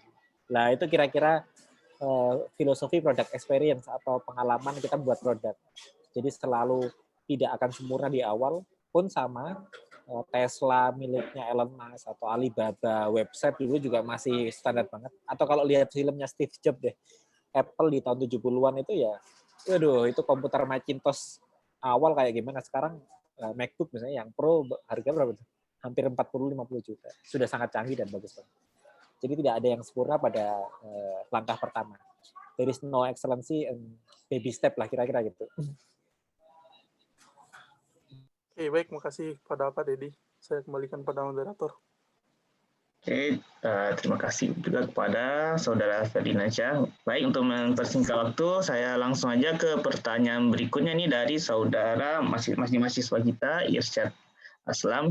Izin bertanya, Ibu, Bapak, dan Uda, terima kasih sebelumnya. Perkenalkan saya Isya dari Teknik Lingkungan 2017. Saya ingin bertanya, bagaimana caranya seorang wirausahawan bisa mendapat ide yang kira-kira dapat digunakan sebagai usaha yang dapat berkelanjutan? Terima kasih. Ini bisa langsung dijawab, Mas Dedi. Pertanyaannya di chat ya? Ada di chat, Mas. Oke, Irsyad ya. Saya ingin Oke. Ide Mas ya. Jadi di sektor usaha ini atau wirausaha itu ide hanya ide ya. Ketika tidak ada eksekusi maka nol tuh. Jadi Mark Zuckerberg Facebook itu kalau bisa dibaca story-nya itu idenya bukan dari dia, tapi ketika dia ngobrol-ngobrol di depan kampusnya di Harvard kalau salah, ada seseorang yang punya ide menggebu-gebu kayak presentasi PKM kali ya. Jadi saya punya temuan gini, suatu website atau platform yang mempertemukan masyarakat banyak di seluruh dunia. 3 orang pada waktu itu, nggak ada yang eksekusi itu, hanya ide. Tapi Mark, oke deh, bisa kita lakukan gitu. Dia langsung buat websitenya, dia langsung cari partner yang bisa mendampingi. Jadi ide itu saya pikir banyak sekali dan selalu buat ide itu dari masalah ya. Jadi di bisnis itu selalu gini, seberapa besar masalah yang Anda temukan dan akan Anda selesaikan, maka sebesar itu pula peluang Anda making money itu. Sebesar itu pula Anda bisa mengkonversi masalah ini menjadi suatu uang ataupun suatu pendapatan bagi perusahaan. Jadi ini misalnya Mark Zuckerberg, akhirnya ada isu kan, Mark Zuckerberg dikomplain karena nyuri idenya si A. Anyway, ide itu bisa dimiliki semua orang. Gitu. Nggak ada istilah ide dicuri itu. Pertanyaan yang kemudian adalah kenapa Anda lakukan itu? Kenapa Anda nggak segera membuat, misalnya Anda cerita di teknologi, saya mau buat teknologi water treatment nanti pakai membran, pakai mikroporus, terus pakai beberapa biokomponen lah atau apa. Ada koar-koar itu di PKM juga menang bolak-balik, tapi nggak segera realisasi. Terus kemudian idenya terbesit ke teman Anda yang lainnya, terus dia buat bisnis. Jangan salahkan dia ya. Karena pertama belum Anda patenkan, kedua tidak segera Anda eksekusi, dan ide hanya ide. There is no business jika hanya ide, tapi selalu eksekusi. Makanya ada yang bilang teorinya 10-90. Ide 10%, 90-nya eksekusi itu. Bahkan ide yang kurang bagus pun ketika dieksekusi, ada banyak feedback dari pengguna, customer, ataupun user, bisa jadi ide yang besar. Jadi intinya cuma 2, bahwa ide Anda harus berbasis permasalahan sosial atau masyarakat di sekitar Anda. Sungai kah, permasalahan kotoran sapi kah. Dulu saya pernah punya ide yang agak rumit tuh. Di Bandung itu di bagian selatan ada peternakan sapi, dia ada kotoran yang terbuang ke danau di Banjaran. Terus saya waktu itu punya ide gimana kalau ini jadikan kompos, kita jual ke petani-petani lokal untuk jadi pupuk. Terus beberapa komposnya kita jadikan tempat budidaya cacing, cacingnya dijual ke pemancingan atau ke farmasi ya, perusahaan farmasi itu. Itu keren banget tuh. Nah ini saya juga kasih clue ya. Validasi ide dan validasi bisnis itu penting tuh. Jadi jangan membuat kita terlalu rumit melangkah ketika ide kita terlalu besar dan tidak segera dieksekusi. Saya dulu bayangkan, keren banget nih bisnis bisa menghidupi peternakan, pertanian, industri farmasi. Tapi kalau kita nggak ada baby step atau langkah pertama, ya itu nonsens sih. Nah, kita harus baca juga berapa biaya yang dibutuhkan untuk dream kita, berapa tim yang harus kita bangun untuk itu. Ini keahlian sih, dan mungkin di organisasi diajarkan ya. Kalau ada project apa kita kerjakan dengan panitia berapa banyak, dana berapa, hal-hal itu kita harus ukur tuh. Dulu saya ukur bahwa mendevelop sustainable agriculture di Bandung Selatan itu mahal banget tuh. Belum lagi mafia-mafia di dunia pupuk dan pertanian, kita harus compete dengan mereka. Jadi hal yang paling simpel adalah ketika pertama mencoba bisnis, menurut saya adalah bisnis yang tanpa menjaga kualitas produk sih. Jadi awali bisnis itu yang sebatas kayak reseller atau broker. Misalnya di Sumbar ada, misalnya saya dengar Sumbar termasuk supplier telur ayam paling gede di Indonesia kali ya, selain di Jawa.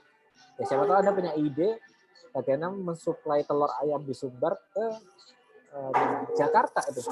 Jadi Anda hanya ngonek market, cari market di Jakarta, cari truk yang terpercaya sama cari supplier. Nah, misalnya di Sumbar dijual, saya nggak tahu, misalnya 10.000 per kilo. Di Jakarta nyata demand itu 40.000 per kilo misalnya. Nah, ada tinggal hitung-hitungan tuh. Truknya berapa, ongkos kirimnya per kilo diturunkan jadi berapa akhirnya per kilo harga jualnya. Nah, modalnya dari mana? Modal ini agak tricky ya. Modal itu bisa dari keluarga. Dulu saya keluarga ya. Awal dibantu berapa? 1 juta, 2 juta lah awal-awal. Tapi juga gagal tuh. Terus bisnis rempah gagal 50 juta, rugi. Jadi mulainya saya tuh dimulai minus tuh, nggak mulai plus tuh. Modal yang lainnya dari investor. Jadi kalau kita punya teman yang anak bapaknya kaya raya, teman dekat kita ini mau diajak presentasi ke bapaknya, mungkin Pak ini ada bisnis distribusi telur nih dari Sumbar ke Jakarta nih, butuh dana misalnya 10 juta dengan profit per kirimnya 1 juta rupiah. Harusnya sih kalau di angka 10 juta mungkin investor mau ya. Jadi kita juga harus ukur. Untuk start awal itu bisnis kita tuh mampu menanggung resiko berapa besar sih. Jangan sampai di mulai awal sudah bermain besar banget sampai angka ratusan juta, terus kita damage sebenarnya rusak atau fail, kemudian terhutang 100 juta. Itu mau mulai sudah stres sih. Itu terjadi pada saya. Saya pernah pada momen 7 bulan nggak ada duit sama sekali. Selepas LPDP dan DAD, pulang saya bisnis jahe dan kunyit. Sudah punya istri, anak 1 waktu itu. Terus saya 7 bulan nggak bisa nafkahi keluarga. Akhirnya saya pinjam orang tua atau saya berhutang ke ibu saya di rumah. Saya hutang berapa? 1 juta rupiah per bulan. Jadi 7 juta saya hutang. Itu 500.000 buat istri, 500.000 buat saya berpikir lagi. Jalan ke Solo, ke Jawa Tengah. Gimana caranya bisa build bisnis. Jadi semua pernah mengalami masa kegagalan. Pun sama Nano Bubble di era COVID juga kita fail, sales kita turun. Dan ke depan mungkin kita juga akan mengalami hal yang sama. Kita harus siap mentalnya fail ataupun menang ya. Di bisnis nggak boleh selalu egosentrisnya mengarahkan kita selalu menang. Tapi in same position kita harus berpikir bahwa kalau kita gagal kita harus gimana. So jangan naruh keranjang di satu keranjang, jangan taruh telur di satu keranjang ya. Kita harus taruh telur di beberapa keranjang sehingga ketika satu pecah maka bisa ada keranjang lain yang bisa backup sustainability ke finance kita ataupun ke bisnis kita. Kira-kira itu, Mas. Ya, terima kasih, Mas Dedi. Ya, intinya ini ya, Mas, baby step ya, Mas. Dan mungkin tadi pertanyaan Mas Dedi juga mungkin udah melingkupi juga pertanyaan dari Pak Imam mengenai bagaimana eksekusi suatu ide bisnis bagi pemula yang punya dana terbatas. Tadi udah bisa dirangkum juga. Ya, intinya ini sejuta langkah itu dimulai dari satu langkah. Bagaimana dengan saudara Irsyad dan Pak Imam mengenai ini? Apakah ada feedback, tanggapan? Baik, terima kasih kepada Uda dan Bapak. Informasinya sudah jelas. Kalau bisa videonya dibuka ya, Irsyad. Ya, intinya itu Mas Ari dan Mas Irsyad ya. Dana ini menjadi momok, ini mungkin saya tambahkan juga, dana ini menjadi momok kalau kita tidak punya network, tidak punya jejaring atau relasi. Makanya ketika mahasiswa ini banyak-banyaklah berelasi ya, baik itu di organisasi kampus ataupun di HIPMI misalnya kalau saya sebut merek ada HIPMI, ada komunitas TDA, ada Saudagar Nusantara. Itu kumpulan orang-orang kaya tuh. Setidaknya ketua HIPMI selalu orang yang punya bisnis besar lah kira-kira gitu. Nah, di komunitas-komunitas yang seperti ini itu modal kayak dihambur-hamburkan ya. Maksudnya kayak gini, kalau Anda terpercaya secara profil, punya etikat yang baik, punya mental yang baik, punya cara komunikasi yang baik, saya pikir untuk pitching ide bisnis kemudian didanai itu peluangnya cukup besar. Prof. Nurul di awal-awal nggak percaya saya ngomong apa sih, ini baru lulus, bau kencur lah, belum tahu dunia bisnis, ngomongnya sudah tinggi lah waktu itu gitu. Tapi saya yakin bahwa bisa meyakinkan Prof. Nurul dan teman-teman nih untuk bisa kerjasama di teknologi nanobubble ataupun di implementasi di dunia perikanan ataupun udang. Jadi kira-kira itu. Pun kalau dari yang lainnya modal itu bisa dari proposal wirausaha, ada di mahasiswa itu ada apa ya? Ada PKMK untuk wirausahaan, ada juga CPWBT. PWBT pernah tahu mungkin? Perusahaan permula berbasis teknologi, pendaftarnya harus dari kampus, ada dosen, ada studentnya gitu. Nah, itu dana-dana yang kita bisa kelola. Itu up to 200 juta, 300 juta kalau misalnya. Jadi sudah sangat cukup untuk hanya modal di awal. Tinggal kita jaga bisnisnya tetap berjalan.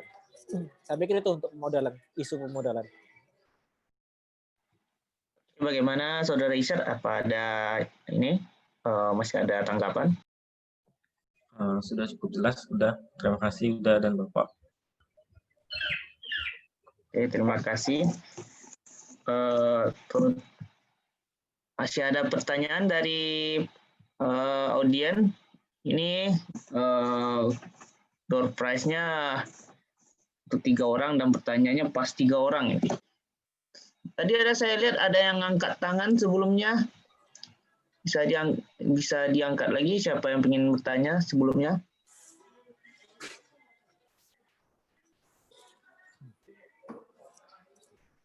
Atau mungkin sambil menunggu pertanyaan lagi. Tadi saya juga ada sedikit pertanyaan nih, Mas Dedi. Ini kan tadi katanya kalau untuk memulai entrepreneur ini kan ada grafiknya ya, Mas, grafik yang turun itu. Betul. Nah, itu kan intinya dari sana saya tangkap itu kan psychological management ya, Mas. Betul. Itu life cycle psikologi juga ya. Makanya hidup kita juga gitu lah, nggak hanya di bisnis ya. Ya, jadi kalau kata Mas tadi, kalau baperan jangan pernah jadi entrepreneur gitu. Iya. Ya. Jadi kalau baperan jangan pernah jadi entrepreneur, jadi politisi ya. Politisi dan entrepreneur itu nggak boleh baperan. Iya. Itu kalau menurut Mas itu untuk apa ya? Psychological management ini bagaimana yang bagusnya, Mas? Jadi seberapa kalau bahasa kerennya pain tolerance kita gitu. Seberapa rasa sakit yang harus kita terima kalau kita ingin jadi entrepreneur ini, Mas? Ya, jadi tadi gini ya, bahwa siklus siklus naik turun itu nggak hanya di bisnis, di kehidupan kita juga sama. Someday kita di atas, someday kita di bawah. Tapi kalau di atas jangan jumawa, kalau di bawah jangan terlalu putus asa, kira-kira gitu ya. Saya punya teori pribadi sih terkait ini, bahwa satu hal yang harus kita perkuat adalah spiritual mindset ya, bahwa semua rezeki, takdir dan semuanya itu sudah di tangan, sudah di-define Tuhan Yang Maha Esa ya. Tinggal kita mau raihnya dengan ikhtiar apa nih. Jadi peluang-peluang rezeki kita itu sudah disebar di dunia ini nih. Nah, apakah kita nge-grab itu atau ngambil itu dari sektor entrepreneur atau sektor public sektor ataupun sektor ya. Third sektor ini terkait NGO ya, saya belum jelaskan third sektor. Nah, itu sudah diyakini dulu bahwa kegagalan kita pun pasti ada lesson learning-nya ya. Jadi suatu pelajaran yang bisa kita ambil. Nah, kalau pain tolerance-nya ini saya pikir sangat berbeda-beda masing-masing parameter. Tapi yang perlu dipahami adalah pain apa yang harus kita manage ya. Pertama, luka-luka di aspek finance itu harus kita ukur tuh. Ketika kita berwirausaha, maka kira-kira kegagalannya sampai berapa puluh atau ratus juta sih? Pertanyaan kemudian, apakah kita bisa menanggulangi resiko segede itu? Kalau dari uang pribadi nggak bisa, maka dengan cara apa? Apakah dengan cara investment atau investasi? Apakah dengan cara dijaminkan pada suatu perusahaan yang lebih besar atau seperti apa? Itu harus diukur. Jadi aspek finance. Yang kedua adalah aspek psikologi. Aspek psikologi ini ke arah lebih menuju bagaimana kita menjaga psikologi kita untuk tetap bisa bertahan. Namanya mungkin resiliensi ya. Nanti bisa dicek di Wikipedia lah. Resiliensi itu apa? Resiliensi itu gampangnya ketika Anda merasa sakit masih bisa lari lah. Gitu. Jadi Anda masih bisa bergerak di tengah terpaan hambatan atau tantangan yang ada. Itu resiliensi. Yang ketiga, saya pikir pain tolerance terkait impact ke keluarga kalau sudah punya keluarga. Bagaimana view keluarga ketika kita fail di suatu posisi atau suatu target. Jadi ini harus di manage juga ya. Baik itu ke keluarga mertua, istri kita, atau kemudian keluarga kita pribadi. Jadi saya selalu membandingkan 3 poin. Finance kita damage-nya sejauh mana, terus ke psikologis kita ini masih bisa jalan nggak dengan kerugian segini atau dengan kegagalan segini. Yang ketiga adalah aspek yang agak privat tuh terkait keluarga. Tapi semuanya tergabung pada satu hal. Saya selalu meyakini spiritual quotient aja sih. Jadi kemampuan memahami bahwa aspek keyakinan kita pada takdir itu harus benar-benar dikuatkan. Saya pun nggak pernah tahu apakah di entrepreneur akan selamanya. Tapi saya punya keyakinan bahwa insya Allah dengan tetap istiqomah di jalur ini kita bisa bermanfaat untuk masyarakat. Someday mungkin nggak tahu ya, mungkin di usia 35 dengan beberapa rekam jejak ditawari dosen bisnis di kampus tertentu itu juga bisa ya. Jadi nggak harus jadi entrepreneur juga itu. Tapi saya secara pribadi sudah detect diri saya melalui banyak pengalaman dan mungkin ada tes psikologi juga. Lebih ke arah mana sih saya? Memang lebih ke arah yang sifatnya sosial, organisasi atau usaha atau wirausaha.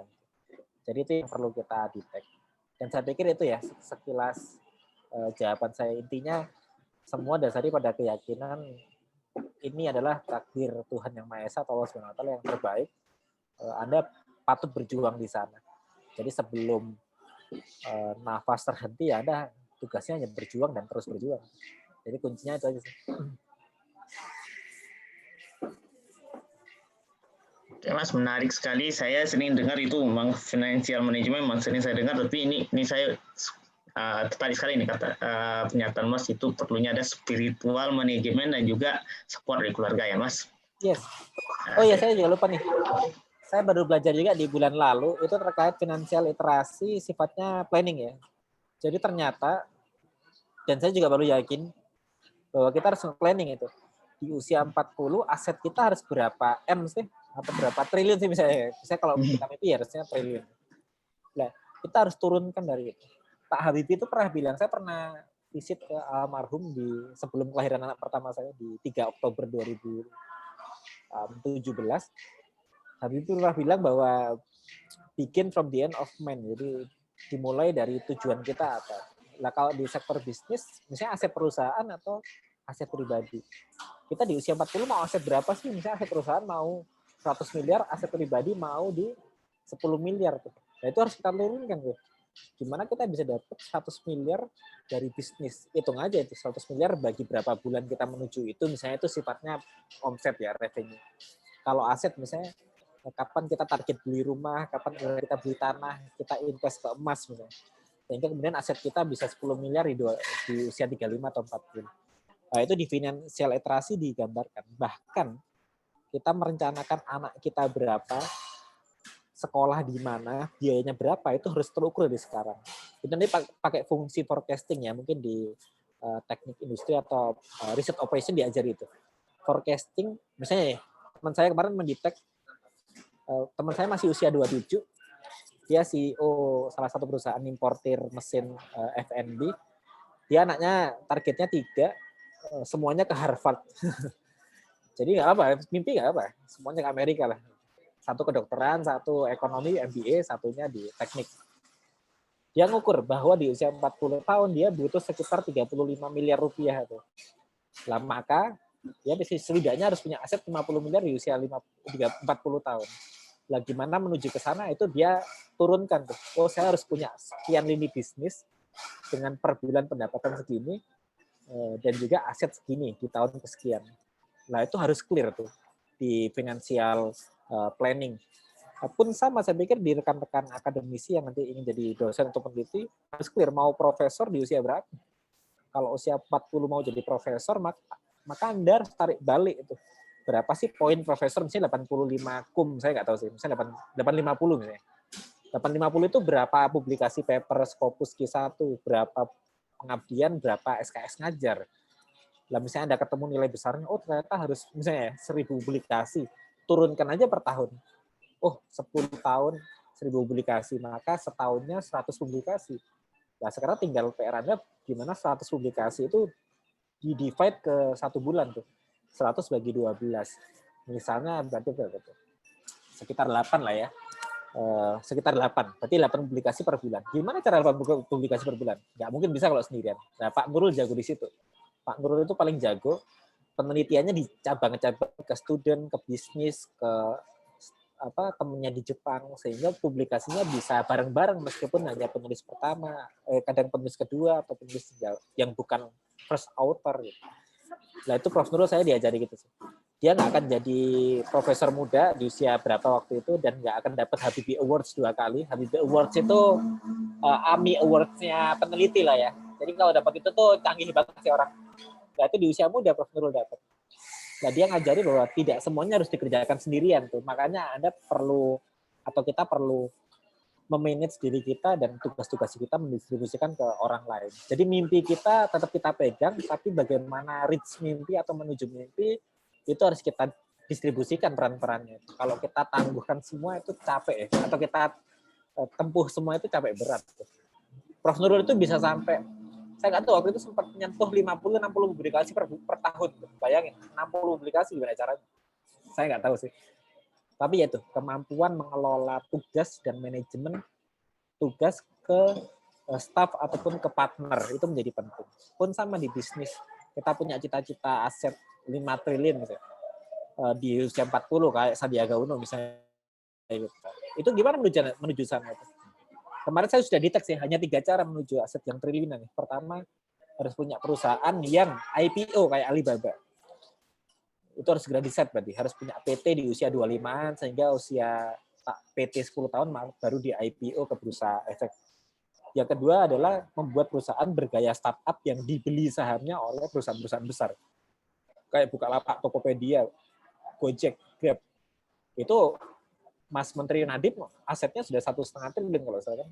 Padahal sahamnya di bawah 3%.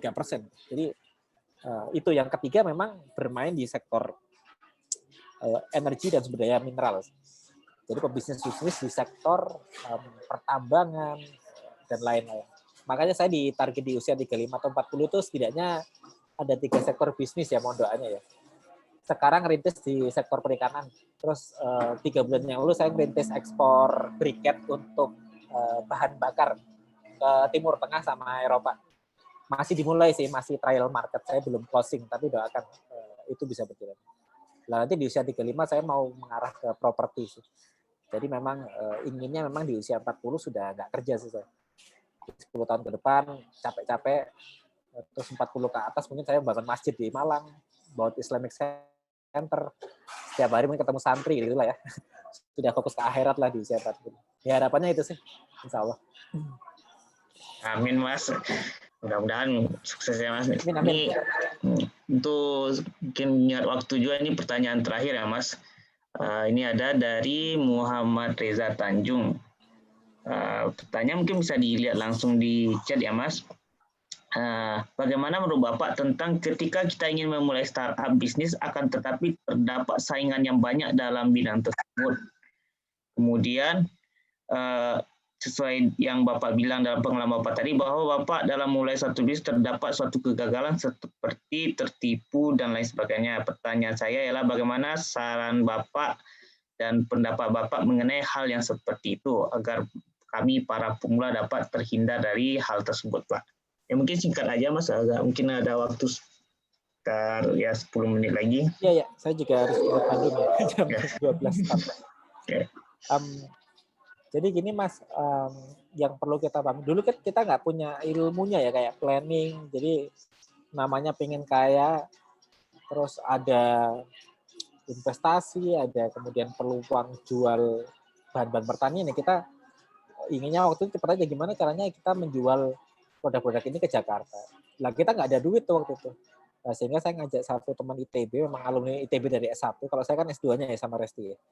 Sehingga bahasanya mungkin setengah darah ITB lah, tidak diterima secara umum sebagai pure blood-nya alumni ITB. Jadi saya strateginya dulu adalah punya kenalan teman ITB yang dia punya akses ke ikatan alumni, dan di mana ikatan alumni ini sangat loyal ke dana-dana investasi. Ya.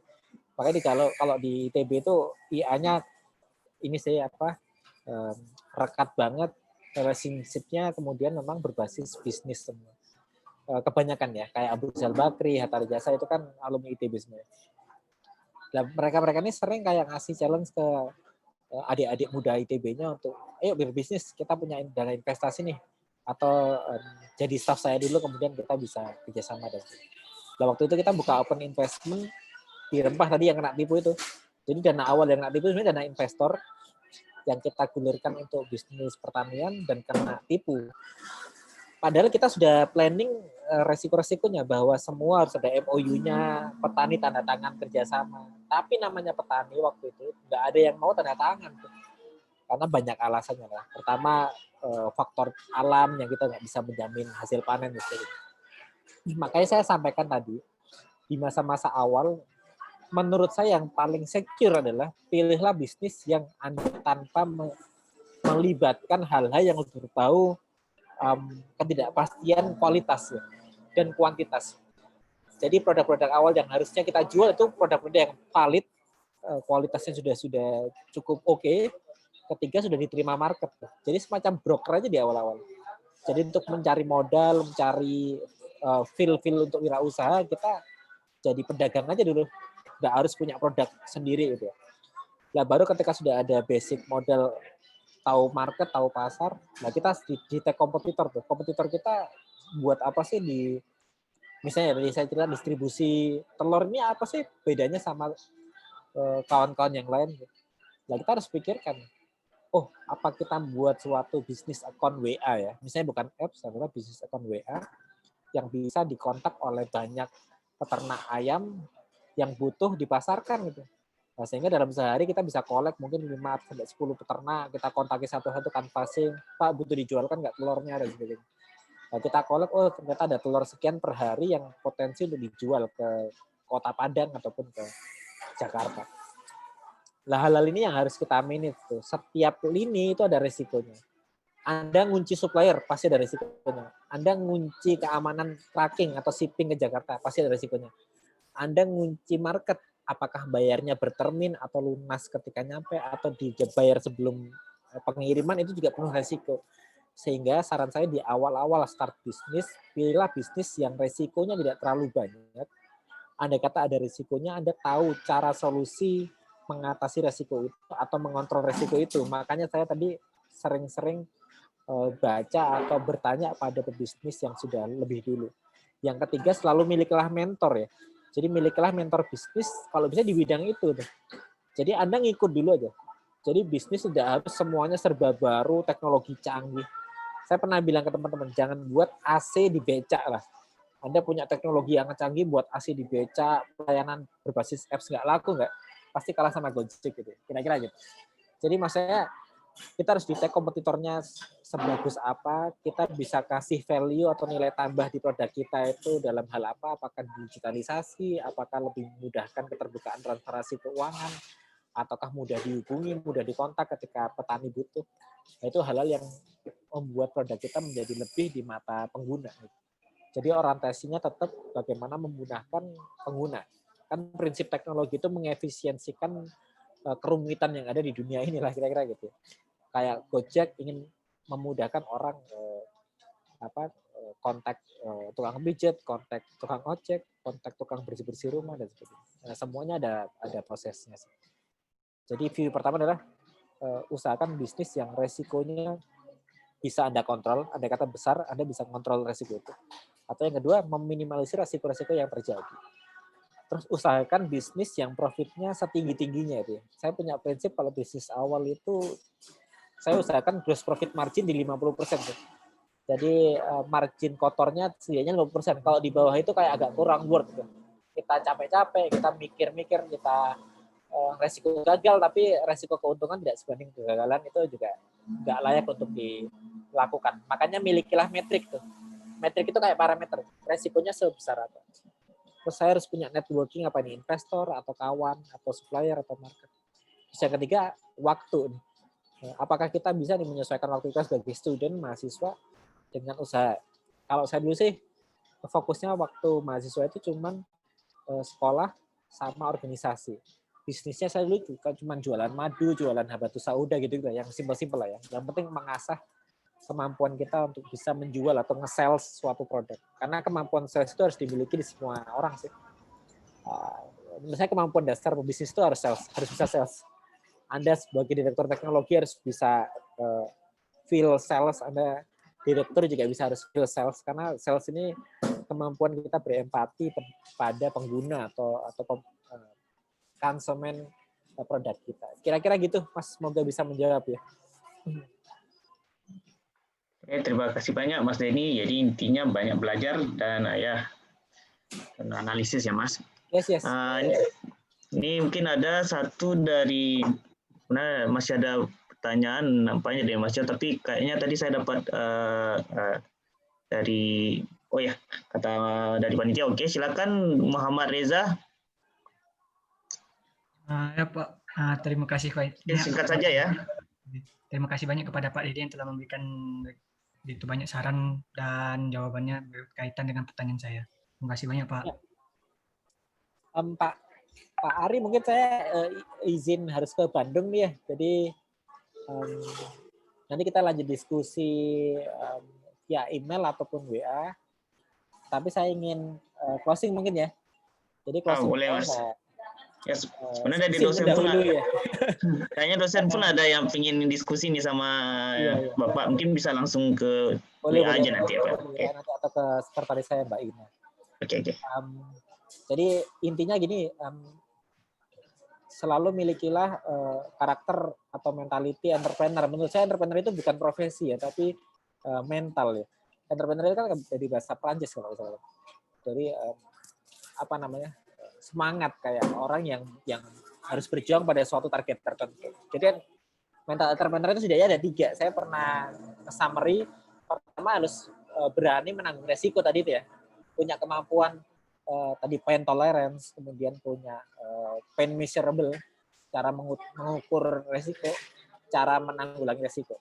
Yang kedua kita harus punya empati. Jadi empati itu berani merasakan apa yang dirasakan pengguna teknologi kita. Tools-nya ada banyak, ada design thinking dan sebagainya. Di YouTube semua tersedia gratis. Ada belajar design thinking, ada belajar bisnis model Canvas. Yang ketiga adalah inovasi itu.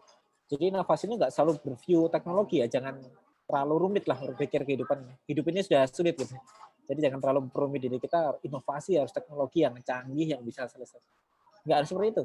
Anda memudahkan petani menjual produknya itu sudah inovasi.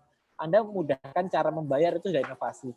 Anda membantu merapikan proses keuangan cash flow seorang pedagang dengan kemampuan Anda di accounting misalnya kalau kelas-kelas ekonomi. Itu juga sudah inovasi. Inovasi tidak harus berbasis teknologi hardware, IT, big data. Jadi jangan selalu semuanya di-view harus terlalu canggih. Indonesia ini harus dipahami landscape-nya kalau terlalu canggih juga akan dipakai. Terlalu jelek juga dibully lah kira-kira gitu ya. Jadi buat teknologi yang tepat guna, tepat sasaran. Jadi ini mental entrepreneur. Terus yang terakhir saya mungkin rekomendasi bacaan. Kita harus sering-sering baca. Misalnya buku yang cukup saya suka dan bisa segera dibaca, misalnya Atomic Habit. Atomic Habit itu cukup bagus karena dia buku yang mengajarkan kita bisa merubah diri kita daily ya per hari dengan target-target. Misalnya target hari ini push up 1 kali, besok 2 kali, maka di akhir bulan saya 30 hari sekali. Nah, itu sudah target Atomic Habit. Merubah habit secara atom ya, secara kecil.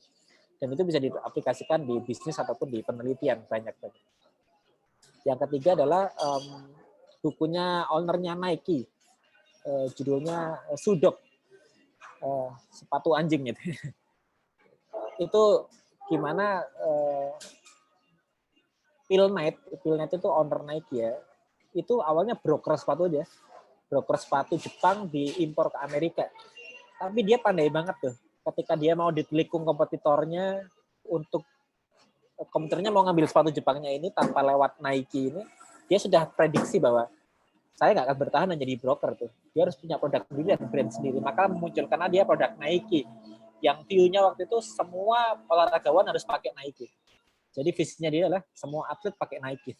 Atlet basket, badminton, sepak bola. Makanya sepatu Nike atau produk Nike itu dipakai semua cabang olahraga. Lah Atomic Habits, kemudian Sudok, sama mungkin kalau view investasi itu bagusnya Rich Dad Poor Dad dari Robert Kiyosaki. Itu view kita bagaimana memandang uang. Uang itu sangat penting, tapi harus balance dengan hal-hal yang sifatnya spiritual dan keumatan ya, atau sosial. Jadi kita jangan terlalu materialistis, tapi wajib rekan-rekan wajib kaya lah. Kaya itu pilihan. Dan saya pikir Anda wajib kaya. Karena kalau orang kaya atau orang punya harta itu relatif punya apa namanya ya, independensi ya. Anda tidak mudah disetir oleh orang lain. Anda tidak mudah disetir oleh sesuatu yang lebih besar gitu. Ya, saya pikir kericuhan negara kita saat ini adalah karena banyak yang tidak independen secara keuangan, ketergantungan pada suatu sosok atau suatu tokoh, sehingga dia keputusannya diambil berdasarkan perintah dari seseorang atau sesuatu hal yang dia anggap itu mengelola hidupnya. Makanya butuh independensi dari segi knowledge, pemahaman, pengetahuan, dan kekayaan. Saya pikir itu penting bagi yang muslim wajib kaya, ataupun semuanya wajib kaya lah. Oke, saya pikir itu, terima kasih. Assalamualaikum warahmatullahi wabarakatuh. Ya, Mas. Mungkin Mas sebelum ini kita foto bareng dulu boleh ya Mas? Agak bareng 1 menit, 2 menit. Mas Dedi? Ya, masih standby. Oke, kita foto bareng dulu Mas, mungkin sebelum Mas live. Permisi, Pak Ari. Ya Bu Fani. Ya Bu Fani. Saya mau infokan sebentar Pak Ari. Boleh. Ini Pak Dedinya mau pergi Bu Fani, jadi monggo dilanjutkan aja. Kita foto dulu baru nanti kita pengumuman untuk mahasiswa nantinya. Oh iya, baik. Oke. Ya, peserta tolong dibuka kameranya, kita foto bareng dulu. Ada pose tertentu nggak Pak Dedi? Biar semua semangat nih. Apa ya? Ngikut Unan aja deh. Apa posenya TL Unan nih? Resti ada ini pose? Di Mas Ari aja lah. Komando. Udah, kalau itu jempol aja deh semua. Semuanya jempol. Tolong ini. 1, 2, 3. Ntar tahan dulu. Ada 4 halaman.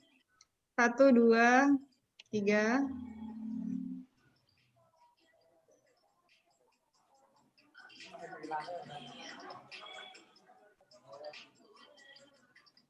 Satu, 2, 3. Satu lagi. 1, 2.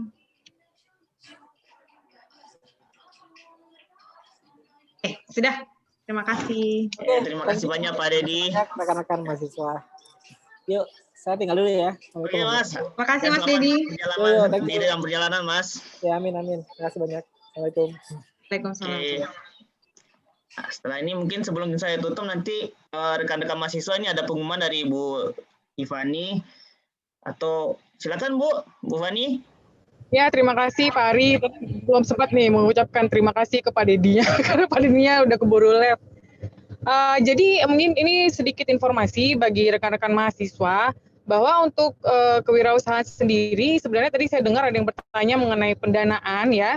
Jadi biasanya kalau misalnya produk-produk yang kita wirausahakan itu inovatif gitu kan, kita punya kesempatan untuk mengajukan proposal PKM. PKMU ya untuk kewirausahaan ya, PKMK ya untuk kewirausahaan. Nah itu kan ada setiap tahun gitu ya. Kemudian juga bagi adik-adik mahasiswa yang memang sudah ada wirausaha sekarang, kemudian sudah ada produk gitu kan, itu juga bisa mendaftarkan produknya tersebut di Science Technopark UNAN. Nah itu di belakang TL betul tuh letaknya gitu ya. Nah kalau sudah nanti masuk kita ke dalam daftar Inkubi dari si STP tadi ya, STP itu kebetulan kemarin baru diresmikan oleh Menristek BRIN. Nah, itu nanti adik-adik akan mempunyai kesempatan untuk berbagai macam pembinaan gitu ya, pembinaan mulai dari misalnya packaging, kemudian berbagai macam pembinaan sampai nanti ke legalitas dari produk yang dihasilkan. Nah, itu akan sangat bermanfaat sekali mungkin bagi adik-adik nanti yang memang sudah ada produk dalam ini produk yang dihasilkan dari wirausahanya. Nanti ada kesempatannya tuh nanti saya akan coba share nanti di info kemahasiswaan ya kalau sudah buka pendataannya nanti akan saya inikan dilempar ke WAG kemahasiswaan. Seperti itu Pak Ari, itu aja Pak Ari. Terima kasih Bu Fani. Mungkin hari demikian saja kuliah umum kita hari ini. Jadi dari diskusi dengan Pak Dedi kita dapatkan ternyata untuk memulai entrepreneur itu kita harus memulai dari baby step. Satu langkah, sejuta langkah dimulai dari satu langkah dan tetap tetap untuk berani menerima tantangan dan mencari solusi dari permasalahan yang kita hadapi saat ini. Demikian kuliah umum kita hari ini. Terima kasih banyak atas kehadirannya. Assalamualaikum warahmatullahi wabarakatuh. Dan mungkin dari saya sendiri ada ini juga promosi juga untuk terutama bagi angkatan 2018. Minggu depan kita juga akan mengadakan workshop mengenai inovasi dan kreativitas. Jadi bagi yang berminat ini mungkin bisa nanti saya tengok ada nanti saya minta tolong dari HMTL, silakan mendaftar. Jumlah pesertanya terbatas 30 orang dan nanti juga ada materi juga door prize nantinya. Terima kasih. Assalamualaikum warahmatullahi wabarakatuh. Waalaikumsalam warahmatullahi wabarakatuh. Assalamualaikum warahmatullahi wabarakatuh.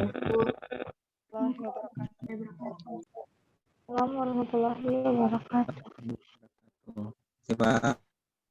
Terima kasih Pak, Bu. Ya, sama-sama. Terima kasih Pak, Bu. Terima kasih Pak, Bu. Izin live Pak, Bu. Dah kita lagi. Lah kita lagi satu, 1, 2, 3.